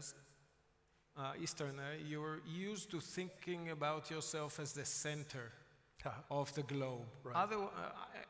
In fact, you're on the far margin of West Asia. That means that this Eurocentric map is a thing of the past because we need an Indo-Pacific centered map where China is on the left, yes, west, and the US is on the right. And the rest will follow, you know. So, and this is a recognition of how the geopolitical view now looks. They do want this global common, even without energy. They need safe strategic lines of communication, safe navigation, safe flow of merchandise. China is dependent on that. Europe is dependent on that. Some of the US Navy movements are through these commons. This is a common, let's say, interest. But the ways and the means that those nations approach such interests is a bit different. Right. So they need to console many things, and since it's a very wide table, and they have climate and COVID, and COVID is a contentious issue because of attribution and others, and standards and rules, all of these will make even the easy common grounds difficult to console. Great, thanks. Okay, well then let's go to Beijing. Joe Bo, who is a senior fellow of the Center for International Security and Strategy at Tsinghua University. Mr. Joe, I haven't had the pleasure of meeting you yet, but I'd love to hear some of your thoughts, especially as we just heard, the Indo-Pacific is another way that we have to consider this. This, of course, is a very, very important, I don't want to say region, because I have a hard time with any region that goes from Western Africa or Eastern Africa to Western North America. But the Indo-Pacific is the way that many of us are thinking about Eurasia, the Indian Ocean region these days. How do you see China and US relationship across the Indo-Pacific playing out? Is there a way that we can avoid conflict or worse competition across the Indo-Pacific? Thank you, Jonathan, very much for this good opportunity for me to have some exchanges. Well, let me come straight to your question. Is war inevitable? No, it's not inevitable. Is it possible? Yes, it could be possible. The point is, should China and the US have a war, it won't be anywhere other than China's periphery. That is either in the South China Sea or in Taiwan Strait. It won't be elsewhere, because China is not interested in challenging American supremacy apart from China's periphery, where China has its own sovereignty and territorial integrity. Then the thing is that in South China Sea is different. We have to make sure to try our best to mitigate the possibility of accidental confrontation. But the irony is the United States deliberately come to South China Sea to challenge China. So this is very much sarcastic in that the United States actually would change around 20 countries annually, but China would respond operationally. The irony is that the United States has not ratified the UN Convention on Law of the Sea, but it would behave as if it is a guardian of the international law. So that is ridiculous. On Taiwan issue, then the question is, we wonder whether the United States is really pursuing a real China policy or a fake China policy. I would say over years, the Americans have been solemnly cutting on this One China pledge, because we have even known from the words of Taiwan leader Tsai Ing-wen that indeed the United States have some American military servicemen helping them training, as she told us, as she revealed. And we saw ever since Trump administration, American Trump administration have been, trying to break all the windows to let the wind blow in, be it bills passed in Congress one after another, the Secretary of State Pompeo scrapping all the existing agreements between China and the US. So if we look at the United States, there are changes in their attitude, but the good thing is the recent interview by Fareed Zakaria of CNN on Mr. Sullivan seems to usher in a little bit of light at the end of the tunnel, because I believe Sullivan has at least, for the first time, by an American official, admitted that they do not have any plan to change China's political system. So this is a positive development. So what I'm thinking is whether we could learn something from a recent climate conference in Glasgow. What does it tell us in terms of China-US relationship? One, do we still have time to compete if we're really heading toward the destruction because of climate change? So if we do not have enough time for competition, then of course cooperation is only nonsense. So right now we should look at international relations, especially between China and the US, from a perspective of not cooperation or not competition, but from a point of coexistence. If you look at this issue from coexistence, then definitely you are going to have your own correct answer. Then about Indo-Pacific, finally to your questions. Well, if we talk about Indo-Pacific, right now there are two recent moves. One is AUKUS in the Pacific, another is is Quad in the Indo-Ocean. Do they matter to China? The answer is not really. Why? Because AUKUS is a plus for American alliance because it has persuaded a half-parted Australia to be on its boat against China, but it is at the cost of sacrificing a huge interest of an important American ally, that is France. Then, so one is plus, another is minus, so the result is 0. And then, about a Quad, we don't know how it might evolve, but there is no possibility whatsoever of China having a war with any of these 4 countries in the Indian Ocean. Because right now, PLA's overseas operations are all humanitarian in nature. China and all these countries even have joint operations in Gulf of Aden. And China and the Indians have been exporting ships altogether. The Indians even help us in relieving Chinese ships pirated by the pirates. So in the whole Indo-Pacific region, in the Indian Ocean, I do not see a possibility of conflict. Besides, and finally, the whole concept of Indo-Pacific, I believe, is a myth. Why? Because the oceans are interconnected. And tell me, when Indo-Pacific is not free and open? Only at the time when piracy was rampant, and with the joint efforts of more than 25 international navies. Now, piracy in the Gulf of Aden is gone. So there is no such thing as the free and the Indo-Pacific. And I tell you, who is making Indo-Pacific not free and not open? For the United States, it's India. Why? Because when an American destroyer sails through India's exclusive economic zone, the 7th Fleet issued a statement saying that it is challenging India's excessive maritime right. So India's water is 1/30 of the whole Indian Ocean. That means why should India and the United States talking about a so-called free and open Indo-Pacific as if they're talking about the same thing? It's not the same thing. Actually, India's position is much, much more close to China's position on the maritime law. Let me stop here. Thank you. Thank you. Bill Hari, I'd like to bring you back in. Because again, as I said at the start, I think that when I talk with folks from Singapore, I see some pretty interesting parallels for what other countries here in the Gulf are thinking about. You know, close security cooperation with the US and close economic relations with China. And I think Singapore has been on the sharp end of this for a long time.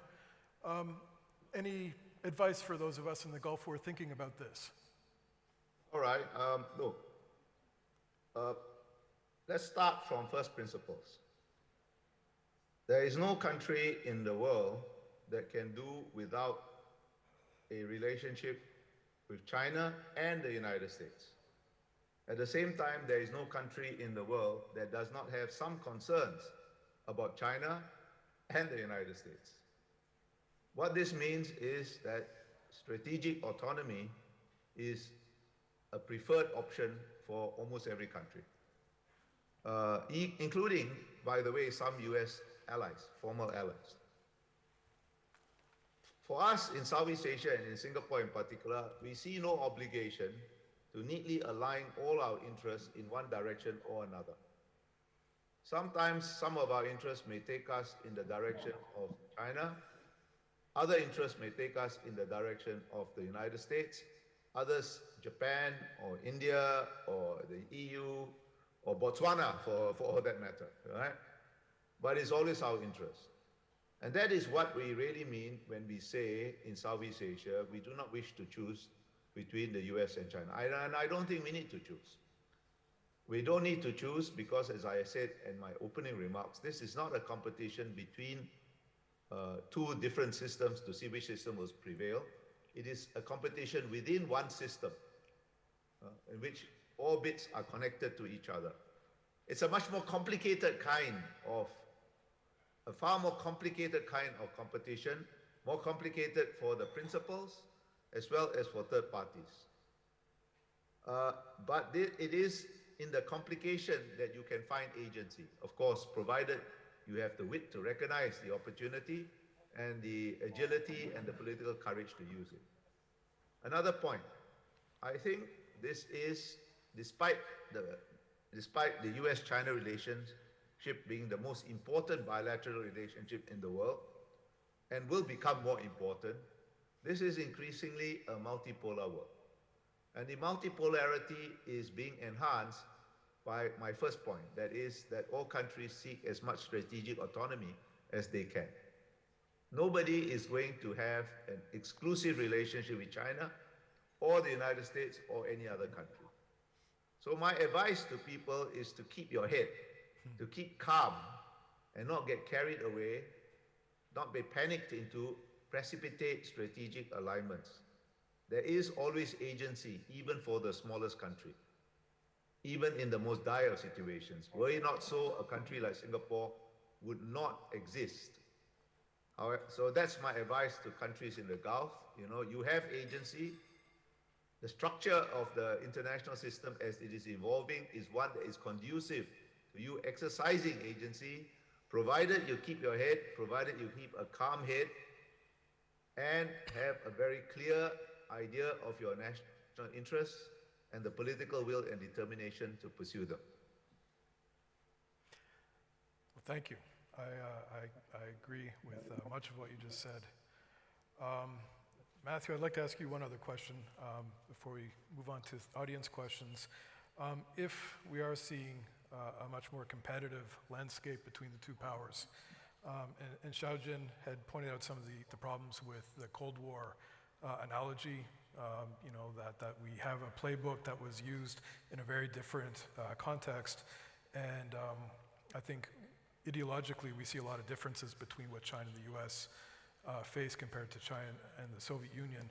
But one thing I think that you see from a lot of Western democracies is a concern that China's been working harder to kind of create this authoritarian resilience, undermine democracies. Is this something that you're seeing in the narrative from Washington, the way people look at you know, this as a authoritarian versus democracy kind of competition? Yes, I do think this competition is ideological. And I don't think it's only ideological, but I think it's at least partly ideological. And we've seen President Biden, some have said that the Biden doctrine is this idea that we're at this inflection point between democracies and autocracies. We need to rally the democracies and show the world that democracies can still deliver for their people. And I think this competition is ideological in part because President Xi is ideological. If you read his writings, read his speeches, he talks quite a lot about the Chinese Communist Party, communist ideology. And I think he's afraid of democracy. When there are protests in Hong Kong, he accuses the United States of being behind those. And he knows that if democracy comes to Beijing, he's out of a job. And we have seen countries around the world cite China as an successful example of autocracy. So I do think that's part of the competition. The United States wants to rally its partners, its democratic partners. You know, if it's the United States against China one-on-one, that's 23% of global GDP against 16% of global GDP. That's too close for comfort. If the United States can get its formal allies on its side, then we're looking at something like 60% of global GDP against China's 16%. So in that case, we're in a much stronger position, still have a preponderance of power. And so on this question of choosing, I don't think the United States wants to ask its allies to choose between the United States and China overall. I think it would be more, let's have a coordinated approach to the problems that China poses. Let's engage with China as a group where that makes sense on commercial trade. But let's also work together as a group where China poses a challenge when it comes to technology with sensitive national security applications like 5G. The other piece of this, I think, are the autocracies working more closely together. And we have seen, I think, China and Russia working more closely together, conducting military exercises, engaging in joint weapons production. Iran working more closely with Russia and China. And so there is a fear, I think, in Washington of what happens when these revisionist autocratic powers all work together.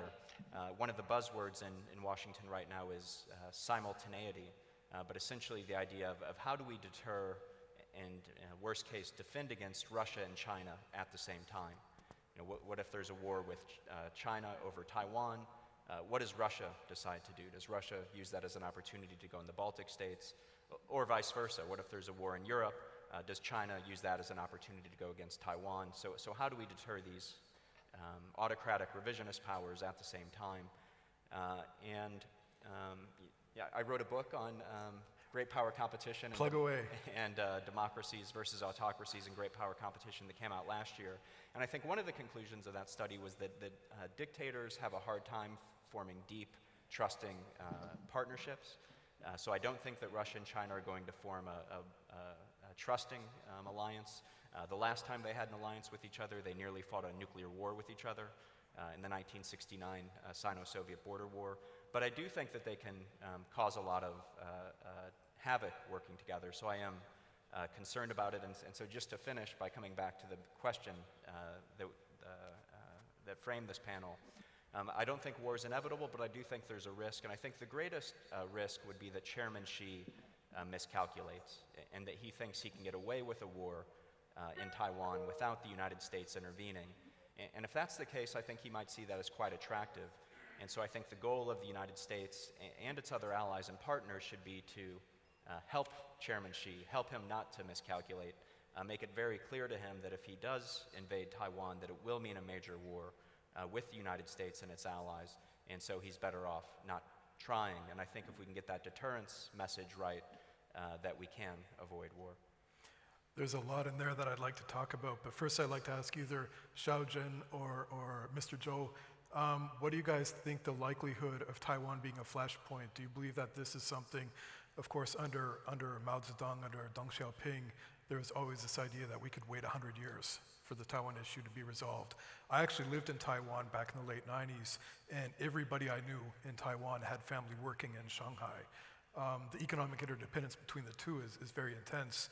And I think China would stand to lose quite a bit if there was any kind of conflict over Taiwan. Do either of you guys have a perspective on how this might play out? Xiaojun, Mr. Zhou? Oh, yeah. For this flashpoint on Taiwan Straits, there's recently, at least a rhetorical change from Chinese government about how to handle Taiwan issue. So for a long time, during the last 40 years, always this term called peaceful reunification. Mm-hmm. So there's a different kind of scenarios, even Hong Kong model or different kind of model. They said, let's get back Taiwan back, but peacefully, or at least keep the status quo. But that's recently, there's a little bit change, and a lot of speculation about like whether China is going to take Taiwan by force. But I think that's unlikely. Again, unlikely. So the rhetorical change is because of, I think, Chinese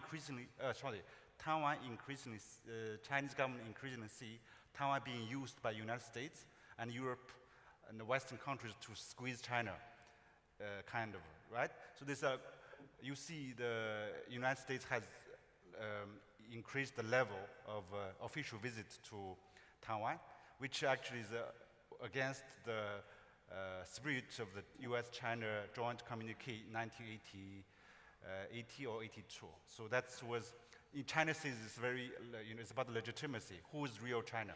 Who represent the PRC or IOC in Taiwan? But that's why China increased a lot of rhetoric about Taiwan recently. Even there's rumors, oh, there's going to be war. But I think, again, I think it's unlikely. The point goes back to what I just said in the beginning. China government elite will not allow what they call the systematic, catastrophic miscalculation to disrupt the Chinese trajectory to be a great nation, to rejuvenation of the nation. So if they calculate by taking Taiwan by force, it's going to lead to the U.S. Counteroffense, and would disrupt China's trajectory to rise peacefully, then they will not do it. They will bide the time. The point is, you will see, oh, China is now increasingly aggressive and assertive, authoritarian, resilient, etc. And they will take on Taiwan and which is democratic, and which may be like at Hong Kong, become a like source of chaos for a source of being used by the external interference, like USA, to make China or bargain with China. So they might do something. So the point of ideological differences is, in fact, is not a source of a competition, war at least. It's hard to see competition. I mean, during the high days of communism, Mao Zedong, Henry Kissinger visited China, and they built alliances against Soviet Union in 1970s, and which last until 1989, before Tiananmen Square. So this is, at that time, China is more communist than now. Right. China is more planned economy. So at that time, which did not prevent China-US kind of a strategic coordination. Why now? Why now? I think, again, maybe there's a structured competition and there's a other event, but not ideological, including the issue with Taiwan. Okay. Mr. Zhou, any thoughts on Taiwan? Yes. Well, I first of all do agree with Dr. Xiaojun that a war across strait is unlikely, because even look, if you put yourself in the shoes of mainland China, what is the benefit of having totally devastated Taiwan for us? It doesn't make any sense.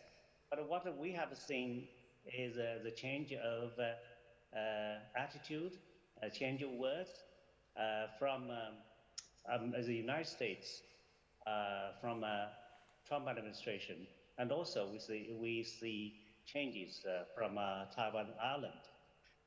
So right, just now Matthew mentioned a few points, which unfortunately I do not agree. One is he's talking about the competition being ideological. I don't think so. Why? Because China, domestically speaking, is strengthening its ideology. That is true. But overseas, anywhere else in the world, China is not exporting revolution.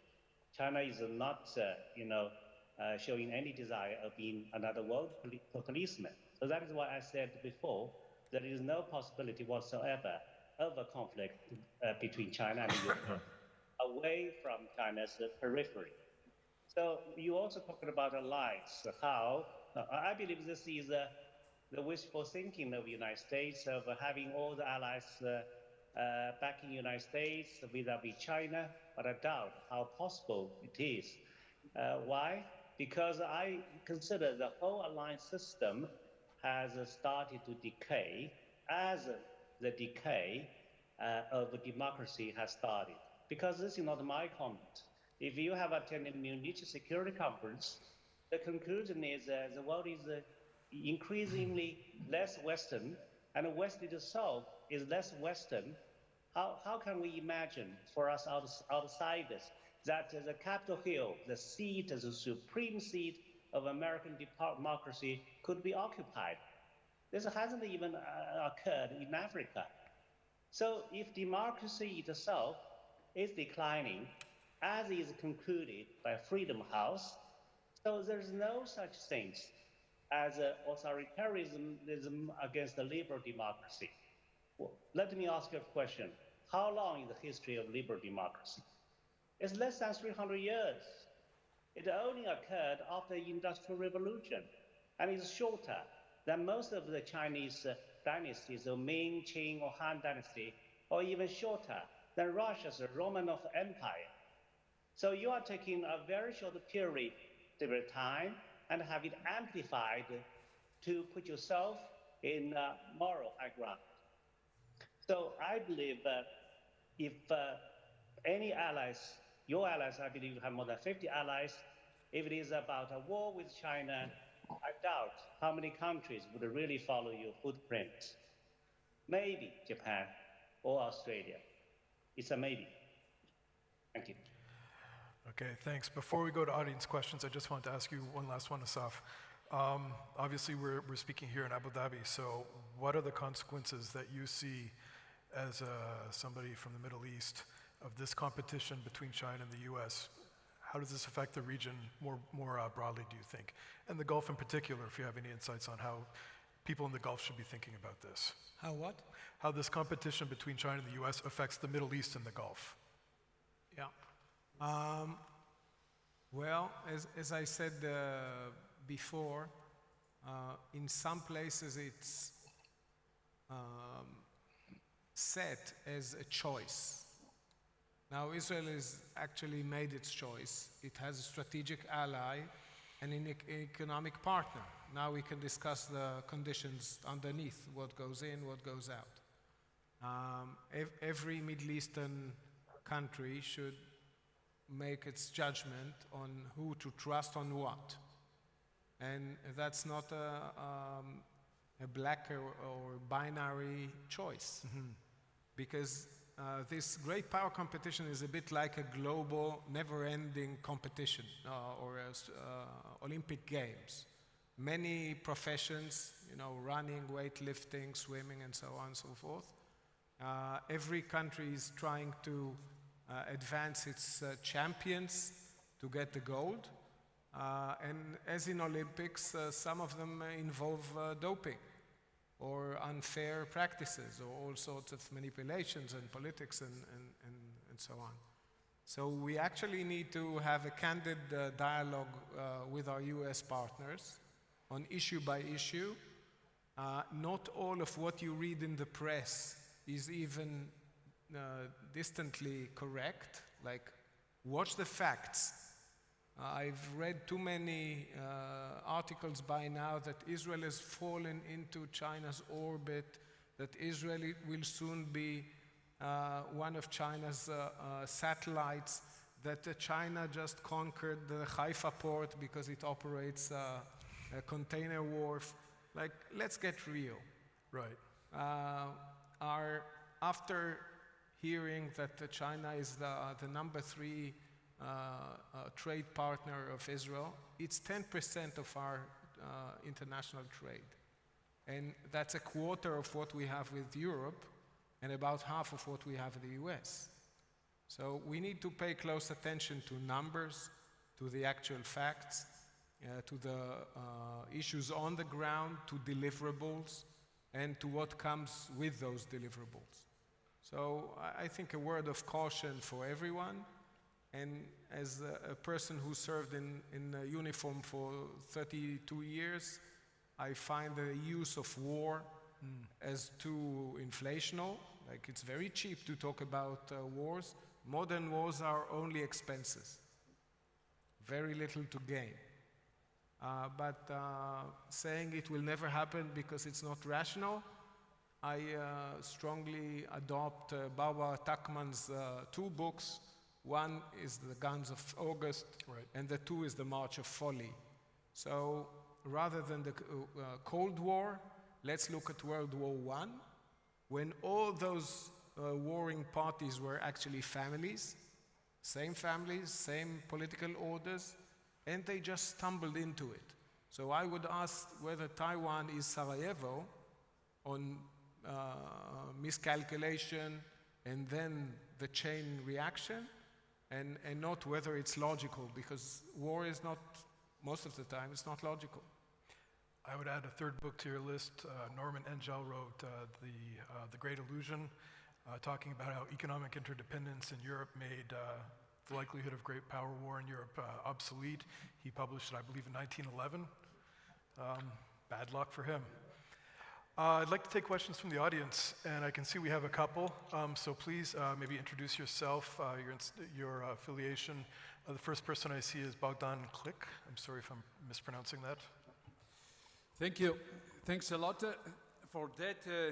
I share the opinion that was expressed here during the panel discussion that it is not a repetition of the Cold War, this rivalry between the US and China. But China aspires to the role of the global power.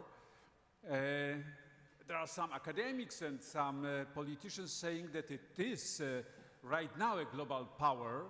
And in this rivalry with China, China tries to introduce the rules of trade rules, tries to use the infrastructure as well as the software, and to gain new places, new regions. I mean them especially to deepen the collaboration with the countries of the Middle East and with Africa. And without doubts, China will create a formidable military in Southeast Asia, rather in the form of the naval bases. So from that point of view, the US has to react.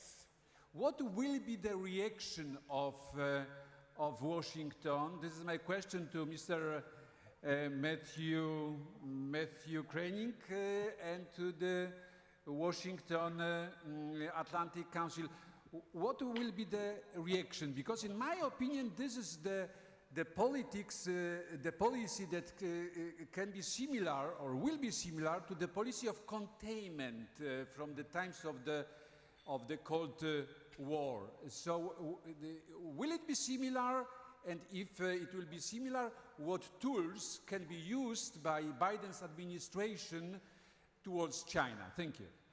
Okay, we'll give you a couple of seconds to think about that, Matthew, and we'll go also to Abdul Monam Saeed. Thank you, sir. That's here.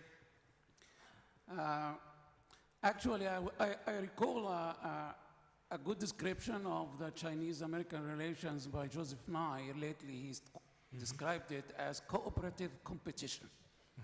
And I'm really surprised by the commentators and the interventions in this panel that nobody used the word interdependence.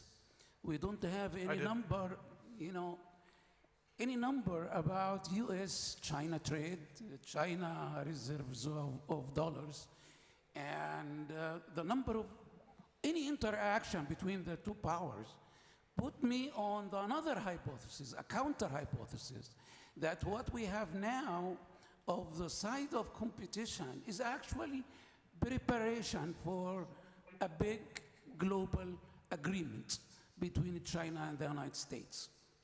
And I like to put it here on the table, and we might be counting it in the next few years, because they need each other.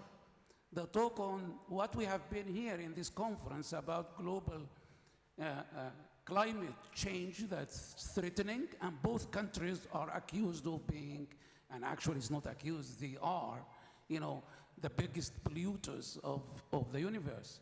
And now, also they have the problem of the pandemic, which is crossed all continents. So the interdependence is here in sickness and in power in the same time. And I guess it's only the United States that's an elite in the United States that's inflaming with its own ideology. China does not use ideology. China built in Haifa port and built in Egypt and also agree with Iran. They deal with everybody. They didn't use any kind of missionary ideology. They talk about efficiency, they talk about discipline, if they talk at all. But they offer their experience, which I must say, as American experience is a very impressive experience of what they have achieved in the past few decades. Thank you, sir. Okay, and Fahad Abalushi. Yeah, thank you, sir, for the presentation, for the panelists. My question to Dr. Belhari, and specifically... Sorry, we can't hear you very clearly. Yeah, my question to Dr. Belhari. So now the major power is creating the world is really complex. And they know what is their aim and their objective. They know toward their objectives. The problem is with the other countries, where they don't know how to decide about their alliance and with whom they should cooperate. For example, the AUKUS was a risky, decision for the Australian because they are dependent on the economy with China. Now, my question is to Dr. Belhari. France is upset about this agreement, but is there any possible, because now the countries, they don't know, they have a different calculation now in deciding who their alliance. Do you think that creating a new alliance now For example, now the France are upset with the US and the UK, and maybe Iran is coming to purchase some military equipment from France, where France will accept it, but it will upset the other party. So it's a way of a very complex world. It's even sophisticated than physics. What's your insight on that? Thank you. Okay, thanks. So we've got one to you, Matthew, one to Bilhari, and then if anybody would like to talk about interdependence and China's lack of ideology, feel free to jump in. Matthew, do you want to go first? Great, thank you. So first, this question on, I think part of the question was, will the United States pursue a containment policy like it did during the Cold War? The Biden administration published an interim national security strategy that came out earlier this year. There were only 3 paragraphs on China, but the 3 paragraphs were one, the United States and its allies need to strengthen ourselves. You know, often in a competition, the Olympics or anything else, it's not about tearing down the other guy, it's about making yourself as fit as possible. So I think that's part of it, strengthening ourselves, research and development, strengthen our alliances. Second was punching back and defending where China is threatening us and our allies. And so I think that is a little bit more like the containment piece during the Cold War. But then the third paragraph was on engagement and still looking for cooperation with China where that made sense. Arms control and climate change are some of the categories often mentioned. Now, when you get into the details, it's harder than it sounds, but I think there is a desire from the Biden administration to have this kind of dual-track approach of pushing back where China's threatening us, but also holding out the possibility of an engagement where that makes sense. The specific example of China's Belt and Road investments were mentioned, and here's I think another example where China is promoting autocracy, whether it intends to or not, because these deals are often very corrupt. They're not very transparent, and they really thrive in autocratic countries where there's a lack of transparency.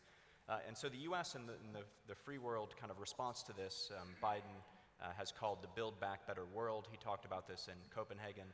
But basically, unlike the Chinese government, the United States government isn't just going to invest in roads and bridges around the world, but rather the idea is to try to unleash the private sector in the West and provide government incentives for the private sector to invest in infrastructure in the developing world. On the interdependence question, if I may take up that one before I stop. So it's true that the United States and China are interdependent economically, but I think we are seeing this decoupling, and it's happening from decisions on both sides. The United States and its allies cutting itself off from certain Chinese technologies like 5G, but also it's happening on China's side with President Xi not allowing Chinese tech companies to list on the New York Stock Exchange, for example, because he's worried about their data in the United States. And so what I think we're going to see is a selective decoupling, and I think it'll depend on the type of economic issue area. So I think in areas where there is a real national security challenge, we will see a harder decoupling. Where it's just that China's engaging in unfair trading practices, stealing intellectual property, subsidizing its firms, restricting Western businesses from operating in China. I think what we'll see is a continuation of the trade war, essentially with the United States and its allies putting countervailing tariffs on China. And then I do think there are wide areas where essentially free trade will continue to take place. You know, the United States wants to continue to sell treasury bonds to China, wants to continue to sell agriculture to China. Americans want to continue to buy cheap consumer goods from China. So I think we will see this selective interdependence. And a final point was made on what China's accomplished. And I would just point out that the United States played a large role in what China's accomplished over the past several decades by providing peace and stability in the Indo-Pacific through its alliances, by encouraging China to come into the World Trade Organization, looking the other way as China cheated on global trading rules because we were hoping that as China got richer, it would become more cooperative. And now China's kicking the ladder out from under itself that it used to become wealthy and powerful. It was parasitic on this Western system, now it's challenging the system, and the West is punching back, and that's not going to be good for China. Bilahari, there's a question to you. Yes, okay. Let me restate a point I made at the very beginning. You'll be hard-pressed in the Indo-Pacific, and in fact globally, to find any country that has not got some kind of concern about some aspect or another of Chinese behavior. Mind you, you could say the same of the United States too, right? But that's another issue. And AUKUS, and the Quad, and some things that ASEAN is trying to do, and some things that China is trying to do, is a reflection of the strategic flux that arises from this fundamental fact. Now, at the same time, nobody can do without China. Nobody really regards China as a clear adversary, as some countries regarded the Soviet Union as an adversary in an earlier period. And that is because, as I said, China and US are both parts of a single system. And that is where your citation of Engel's book, The Great Illusion, breaks down. Because when he wrote that book, there were no supply chains as we understand the term today. I think there can be partial bifurcation within the US and China. China can try to become more self-sufficient in certain areas. The US will try to decouple in certain areas, but this is all easier said than done. But there will be some, but not total across the board. So I think there is a better understanding now that you need a good relationship, a strong relationship with both China and the United States. And indeed, one is a necessary condition for the other. If you do not have the United States present, you might lose autonomy in having a strong relationship with China. The French are understandably upset. I think AUKUS could have been more elegantly executed. But you know, the French are pragmatic. The French have Pacific possessions. They send their naval vessels a few times a year to visit there. But the hard fact of the matter is, if, and it's only a big if, I'm not saying China wants to do it, but if the PLA Navy decides to stop the French, they will stop the French unless the Seventh Fleet is present. The French know this.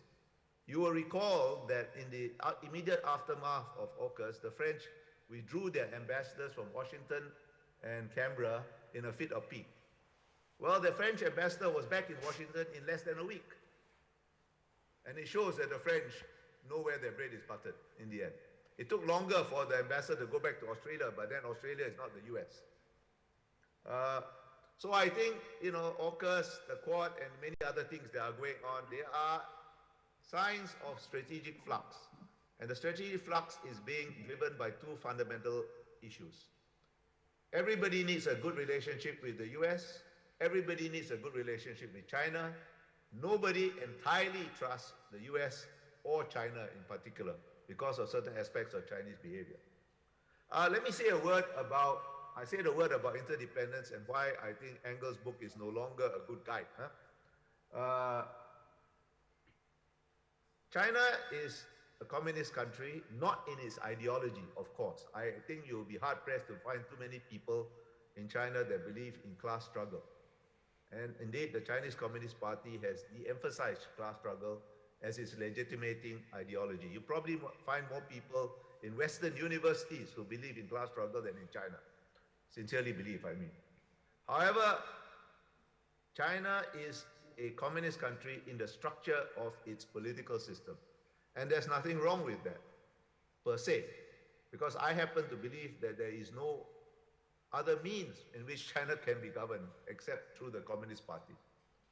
The problem is that the concentration of power in recent years may have created something akin to a single point of failure in the Chinese system, which could lead to miscalculations. But the more germane point, and why China is both needed but not particularly trusted, is that instead of class struggle, the Communist Party now legitimates itself by a historical narrative of humiliation, rejuvenation, and the eventual realization of the China dream under Communist Party leadership. And it's a powerful historical narrative because it's largely true. There may be oversimplifications here and there. We may argue about details, but it's largely true. However, it is also a rather revanchist narrative of recovery of what is lost, right? And I don't mean, and recovery is including recovery of status. Nothing wrong with that, but we have to remember that hundreds and hundreds of years of Chinese political culture has invested the idea of order and community in Chinese political thinking with a very large element of hierarchy, with of course China at the top.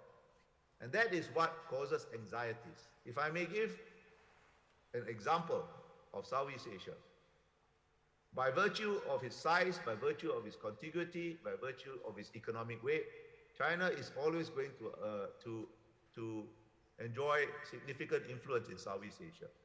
But for precisely those same reasons, size, contiguity, economic weight, China is always going to arouse anxieties in Southeast Asia.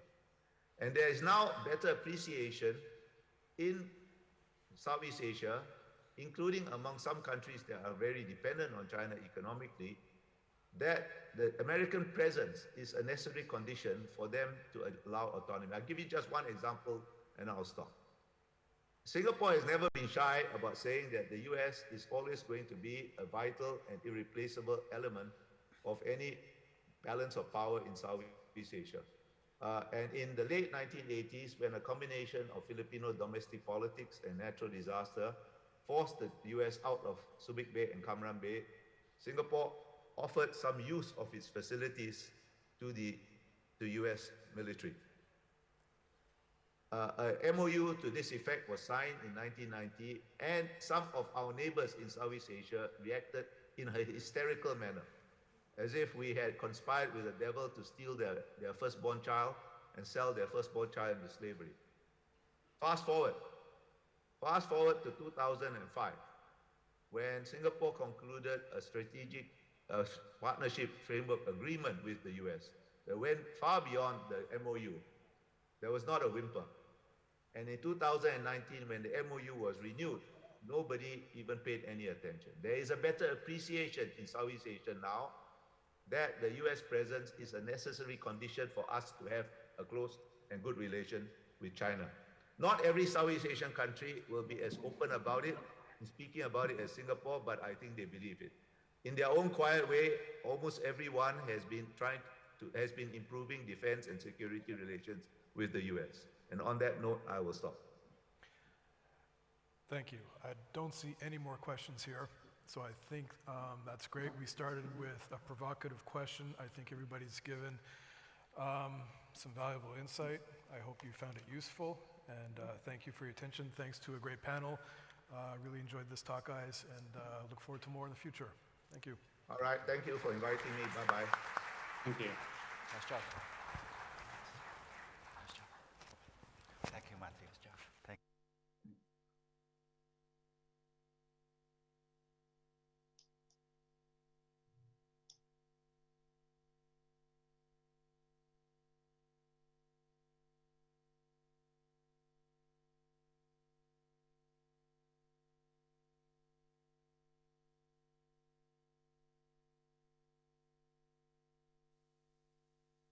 The next panel will start now.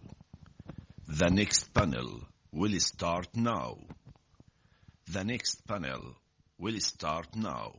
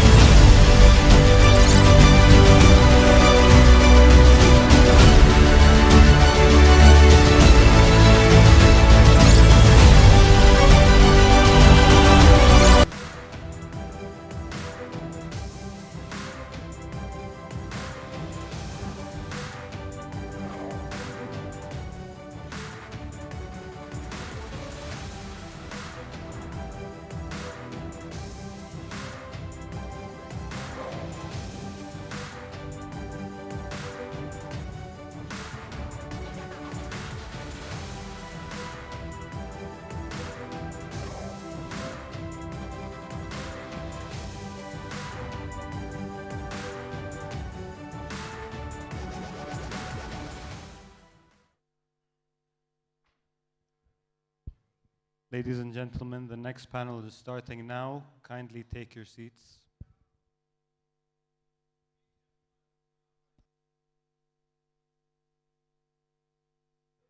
Turn me on, please. Hey, greetings, everyone. I'm Steve Clemens. I'm editor of The Hill from Washington, D.C. And it gives me pleasure to welcome to you to this next panel where we're focusing on Russia and Europe and lots of other global dynamics. We're going to look at competition, we're going to look at influence, we're going to look at current events, and we're also going to look at what is happening long-term in the world. We have a fantastic panel, some here and some abroad. I'm going to say just a quick hello to my friends Andrei Kartunov and Cliff Kupchin. You both look fantastic. You both look kind of like Big Brother, actually, on screen, but we won't go there. And let me introduce who we have. So just over my left shoulder, we have Andrei Kartunov, who's Director General of the Russian International Affairs Council. And just to his right, we have Cliff Kupchin. He's going to be our American voice, but he masks it because he's chairman of the Eurasia Group. So he covers the U.S., covertly, but Europe and Asia, et cetera. But he's one of our smartest analysts on global political affairs. And then just to my left, we have Zaiki Laidi, who's Senior Advisor to the High Representative and Vice President of the European Commission. Real pleasure to have him with us. And Paolo Magri, just to his left, is Executive Vice President of the Italian Institute for International Political Studies. And then finally, Sergei Brilev, President of the Global Energy Association, Deputy General Director of TV channel Rossiya 1, hangs out with Vladimir Putin at least once a year with the Q&A, public Q&A session. I enjoy watching that every year, and I want to know I want to have the rights to the video for the offstage commentary. Okay. So we'll have to work on that. But let's sort of open up with a moment. Right now, when you look at the world, we've had such fascinating discussions today about the tectonics in global affairs today. I'm not going to put words or thoughts into my panelists' mouth, but I would say that it seems to me, if you're to look in history books, as a point of inflection, or at least a point of stress and struggle, in which when we're here 5 years, 10 years from now, the world is likely to look a little bit differently than it does today. At least that's the way that I see it. You see the United States in a bit of strategic contraction in the world, and that's been happening here. We see Russian muscularity. We see China rising, though it says it's not. And we have the EU trying to figure out what it is. So there's a lot of different dimensions to that. And I just want to start out with Andrei Kartunov for a minute to help open the door here. We're going to do this conversationally, and I'm going to give permission to all my panelists after a few minutes of just an opening thought. If you want to jump on anything Andrei Kartunov says or Cliff Kupchin says, feel free. But Andrei, let me just ask you for a minute as we think about the Russian dashboard in the world. That's one way to look at it. I want to know from you what Vladimir Putin wants to look like in the future of history books. What is the legacy he wants to leave? Where do you think Russia's going vis-a-vis Putin's designs right now? So, Andrei Kartunov. Thank you, Steve. Thank you for inviting me to be a part of this distinguished panel and a part of the Abu Dhabi Strategic Dialogue. I really appreciate an opportunity to be here and to meet some of my old friends. Speaking of Vladimir Putin, I'm sure, like any state leader, he thinks about his role in history, and I think that he wants to make Russia great once again. The trick is how he understands the greatness of Russia. And of course, Russia might be an exceptionally efficient power in certain ways, but it might underperform in some other ways.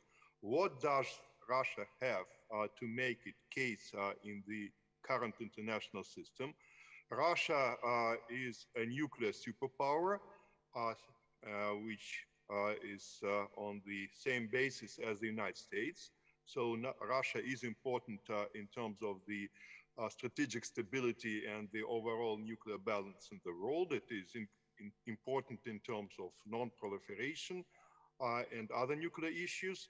Russia has a power projection capacity, which is significant. Not too many countries have such a power projection capacity. Russia is a permanent member of the UN Security Council.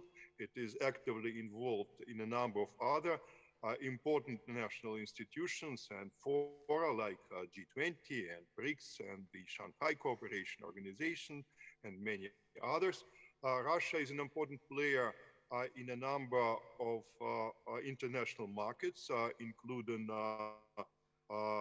energy markets and arms markets, food markets, and some others as well. And in theory, Russia also has significant soft power because the level of education and science in Russia is still quite high. But at the same time, is it really good enough to claim great power status in the world of the 21st century? And critics would say that it is not good enough, that Russia has to do much more in other dimensions. For example, international financial markets, where Russia is clearly underrepresented, global technological chains, and what is probably the most important, Russia has to demonstrate that it can be a provider of global commons. I think it's a challenge for Putin. I think that Putin understands that Russia has to diversify its foreign policy portfolio, but it doesn't come without a pay.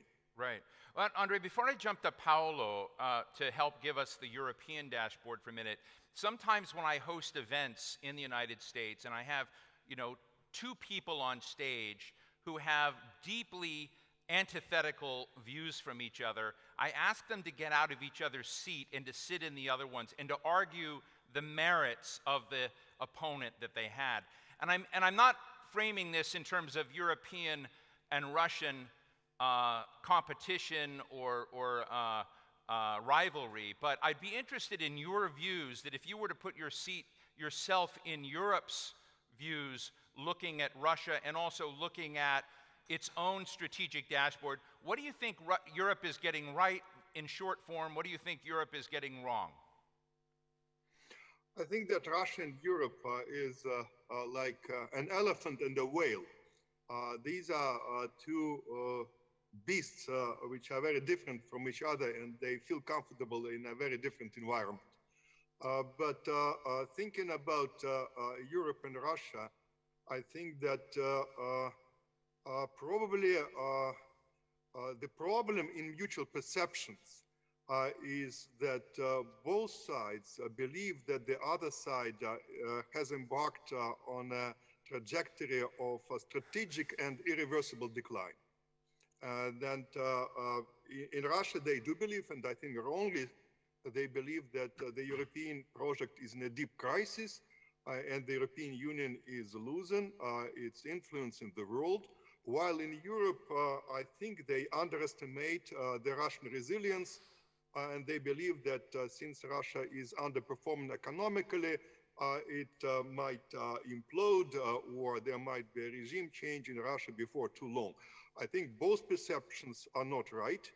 And in certain ways, Russia and Europe face same challenges.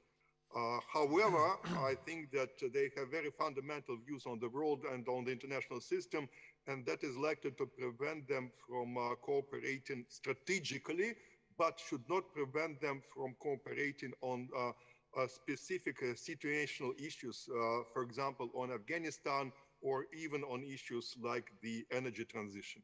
Thank you. Paolo, I want to give you a chance before you talk about, the merits, the strengths of Russia as you see them, putting them yourself in their shoes. I'd love to kind of get you saying, part of the framing of today's question was essentially, and I'm not sure I buy it, but is that a lot of the oxygen in global affairs is taken up by the rise of China and wherever the United States is. And somehow the EU and Russia are trying to find strategic space in there to make a difference, to drive their own agendas, but also to influence global affairs. I'm not sure if you buy that, but I'd love to kind of hear from your perspective what you think the EU strategic options are and how you think it interfaces with Russia today.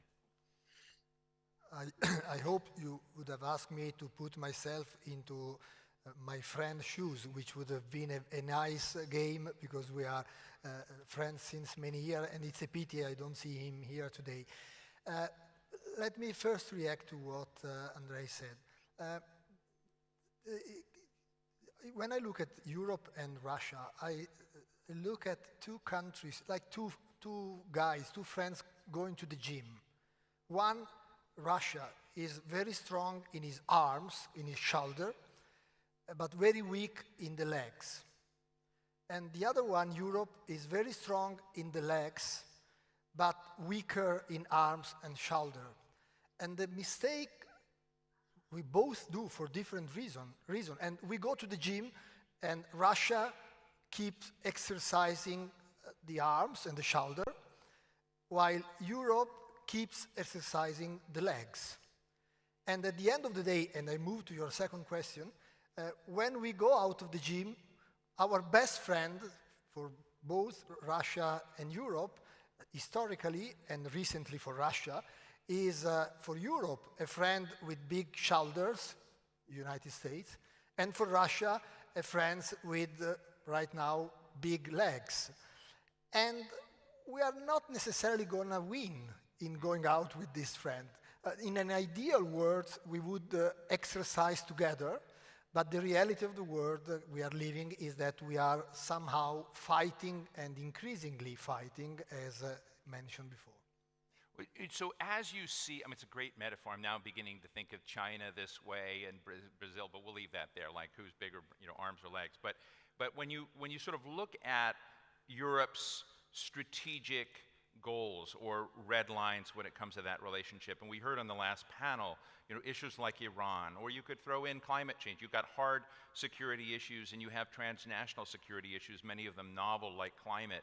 Do you find, that's the trick many of us use sometimes to talk about, hey, there are areas for global cooperation in things like climate, but when you get beyond that, it's kind of hard. But I'm interested in what are the hard-nosed, ruthless, cold-eyed objectives that the EU has in the world today? I listened to the previous session, which I found, as I told you, extremely interesting. And I like what our friend from Singapore said. He said, there are two countries, China and the United States, we don't want to go to war, but that may happen, and the rest of the world who does not want to make a choice between the two. This should apply also to Russia and Europe. Europe is clearly linked to the United States. Our heart is there, but we have close relationship, economic relationship with China. So we would like to deal with these two alternatives as a non-alternative. And the same applies with Russia. We have many issues in which we are not on the same boat, but there are many issues in which we have a strong dialogue. So we would not like, in principle, as a continent, strategic autonomy means not choosing but not being forced by anyone.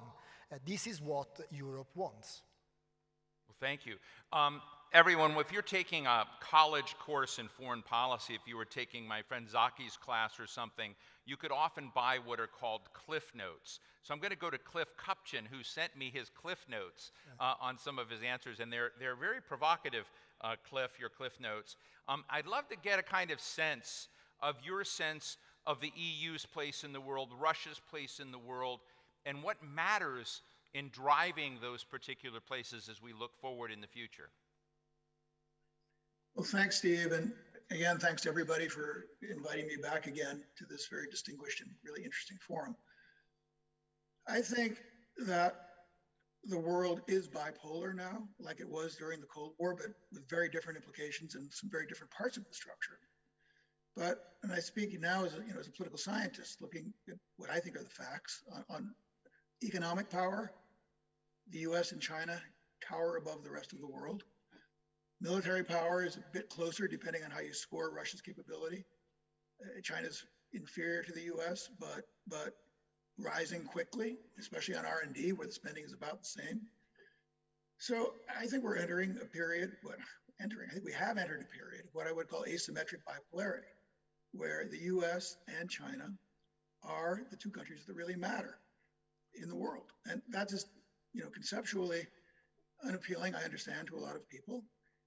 But again, as a political scientist, I don't think it's really a question of what you prefer or what you don't prefer, but what reality is. And recognizing international structure is, to me, extremely important in getting the world right and extremely important to decision makers as they make decisions about their policies in the world.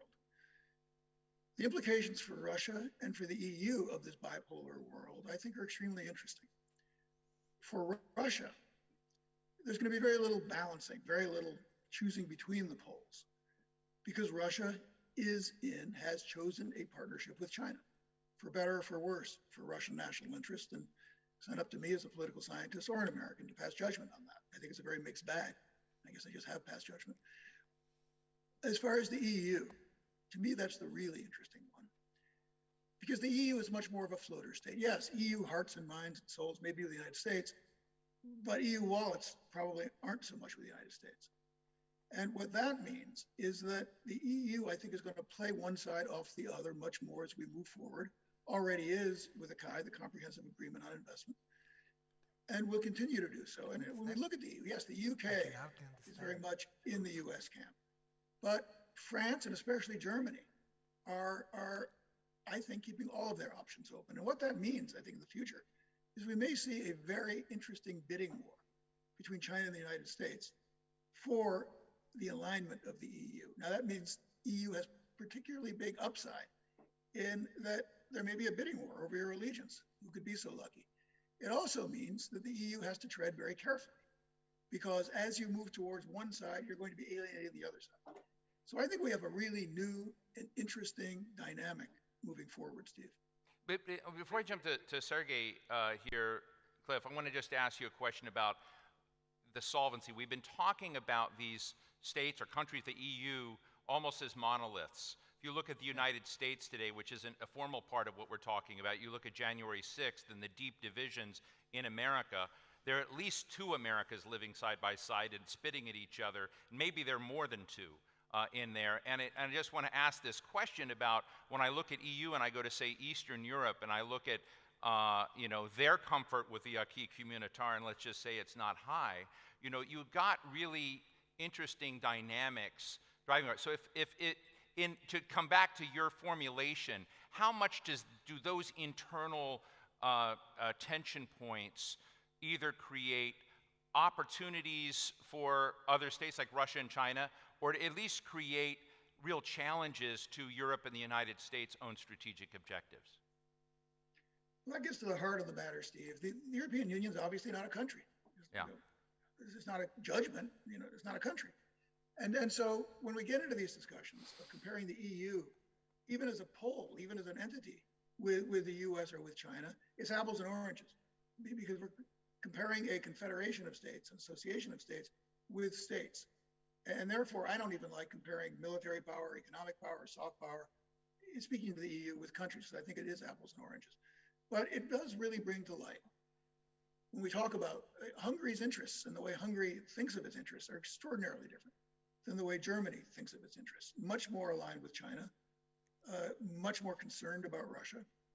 There are very, very different views within, even between Poland and Hungary, about how they think about the rest of the world. So I think we really need to be careful when we say EU and what we mean by it, what we deduce from it. Well, thank you. I'm sure Zaki is going to have a lot to say about that in just a moment. But Sergey, let me ask you, to kind of put some of these pieces together. I am really interested in the big, bold actors in the world, and that would include Vladimir Putin, that would include Erdogan. There are others out there that are acting in ways you might not have expected before. If you read my former colleague at The Atlantic, Jeff Goldberg's article, the long, sprawling, sorry folks, 18,000-word article with Obama, called the Obama Doctrine, it was really about America and strategic constraint. And it was really about his primary fear about America's power in the world was this sprawling array of bases that others could hijack for their own interests. So it was one of discomfort with engagement on the world, not one of boldness. Putin seems to me to be very different with the assets he has. But I'd love to get your sense of how you see Russia's game plan and how it looks at the EU. Well, you've just mentioned Obama. I had an honor to interview him, and he was quite different from the Obama on television screen. So, you know, there are also presidents and presidents. Let me first of all thank Dr. Al-Kedbi here for inviting me. One of the reasons why I want to stress that is that, in fact, we are in one of the very few countries on this planet whose citizens, with their passports, do not need visas for either the EU or Russia. There are very few countries like that. The United Arab Emirates is one of such countries. You also have Serbia in Europe, and you have a bunch of Caribbean and Latin American countries like that. Now, these I understand. Visas for the EU and visas for Russia. What I do not understand, what I fail to comprehend, is the very title of this session. Russia and Europe. Russia is Europe. Firstly. That's a tweetable moment, folks. Secondly, even if you include the vast Russian steppes in the European parts of Russia into Europe, our common Europe is just a little peninsula in this vast Eurasian region. And this is changing, and fast. This has changed dramatically in this last 10 years. Coming back to Russia and the EU, if you compare the two entities, it's like comparing apples and oranges. Let me say a couple of things from the Russian perspectives. Even in the case of the most powerful European countries in the EU, we have former empires who need allies in a club to actually tackle global problems. As far as Russia is concerned, it's still a functioning empire. It is an empire. There's nothing offensive about it. It's not about imperialist policies outside. It's still an empire. It's a country of 11 time zones, which makes it automatically different if you compare it with the rest of Europe. Now, Russia, as you absolutely correctly said, let me paraphrase you a bit. Russia is a self-sufficient country militarily. There's a saying in Russia, which is a common thing in Moscow or in any Russian city. It's a quote from Tsar Alexander II, and it's very much in the national mentality. You know who Russia's two main allies are? Its army and its navy. So it's quite self-sufficient militarily, big shoulders. Weak legs? Well, yes and no. In fact, after the dissolution of the Soviet Union, we have a phenomenon which you can't, you know, if a politician says that, he will lose. But in fact, Russians have never had it before, so good before as they have it now. Absolutely. I mean, the quality of life has changed dramatically. Again, if you're a politician and you say like that, you are killed automatically on the spot. But it's true. Envy, which the Russians felt towards Europe just 20 years ago, has been replaced with superiority as far as Muscovites are concerned, and several other cities. In fact, you come from Moscow to many of the European capitals, except for London, Paris maybe, Rome, and say, well, yeah, but interesting, but yeah. It's true. This has changed. Anger, which has arrived, is because you talk to the Europeans and they say green economy, and they demand Russia do the same. Now, let me give you two objective facts. The average speed of wind in Russia is 5 kilometers per hour slower in comparison with the EU. You will never, ever have wind energy economy in Russia. Let me just jump in real quick Yeah, before Zaki comes in and solves all these problems. I've been talking about apples. I haven't started talking about oranges, but I'll come back to you. Yeah, but I'd just be interested, you know, as you know Russia's leaders so well, but also in terms of the framing that you just said, I'd just be interested, you know, in your own insights into what Russia's not getting right. What are the blind spots it has about engagement in the world? What are some of the lines it may trip over if you were giving counsel to Russia's foreign policy czars? I think the two sides, the EU and Russia, have made this mistake about 10 years ago, I'd say. It was the either-or thing. You're either with Russians or with us. The Europeans were saying to people like Armenians, this I know, during the negotiations. Needless to say, Ukraine being the typical example. Right. Now, Russians have been saying, were saying things, similar things about 10 years ago. Why and who, and because of what, invented this is still a mystery for me. We made a huge mistake. We created Ukraine We created Ukraine as a problem. Ukraine could have been a perfect bridge between the two economic areas. Don't forget that these days we're not talking about Russia, we're talking about the Eurasian Union as far as the economy is concerned. Instead of becoming a bridge, it became a place where people were saying you're either with or against. Right. This should be resolved. Now, I'm not going to talk about, in terms of like Finlandization. These times are over. Right. But something must be invented. It will not work in 5 or 10 or 15 years. It will not. Unfortunately, we will have this problem for many, many years to come. What can be resolved from my point of view is, and here we can actually learn Russians from the European Union experience. Certain European recipes could be applied on the fringes. The Åland Islands is my favorite example in Europe. It's under the Finnish sovereignty, but if you teach Finnish language on the Finnish Åland Islands using public funds, you go to jail. It's completely autonomous.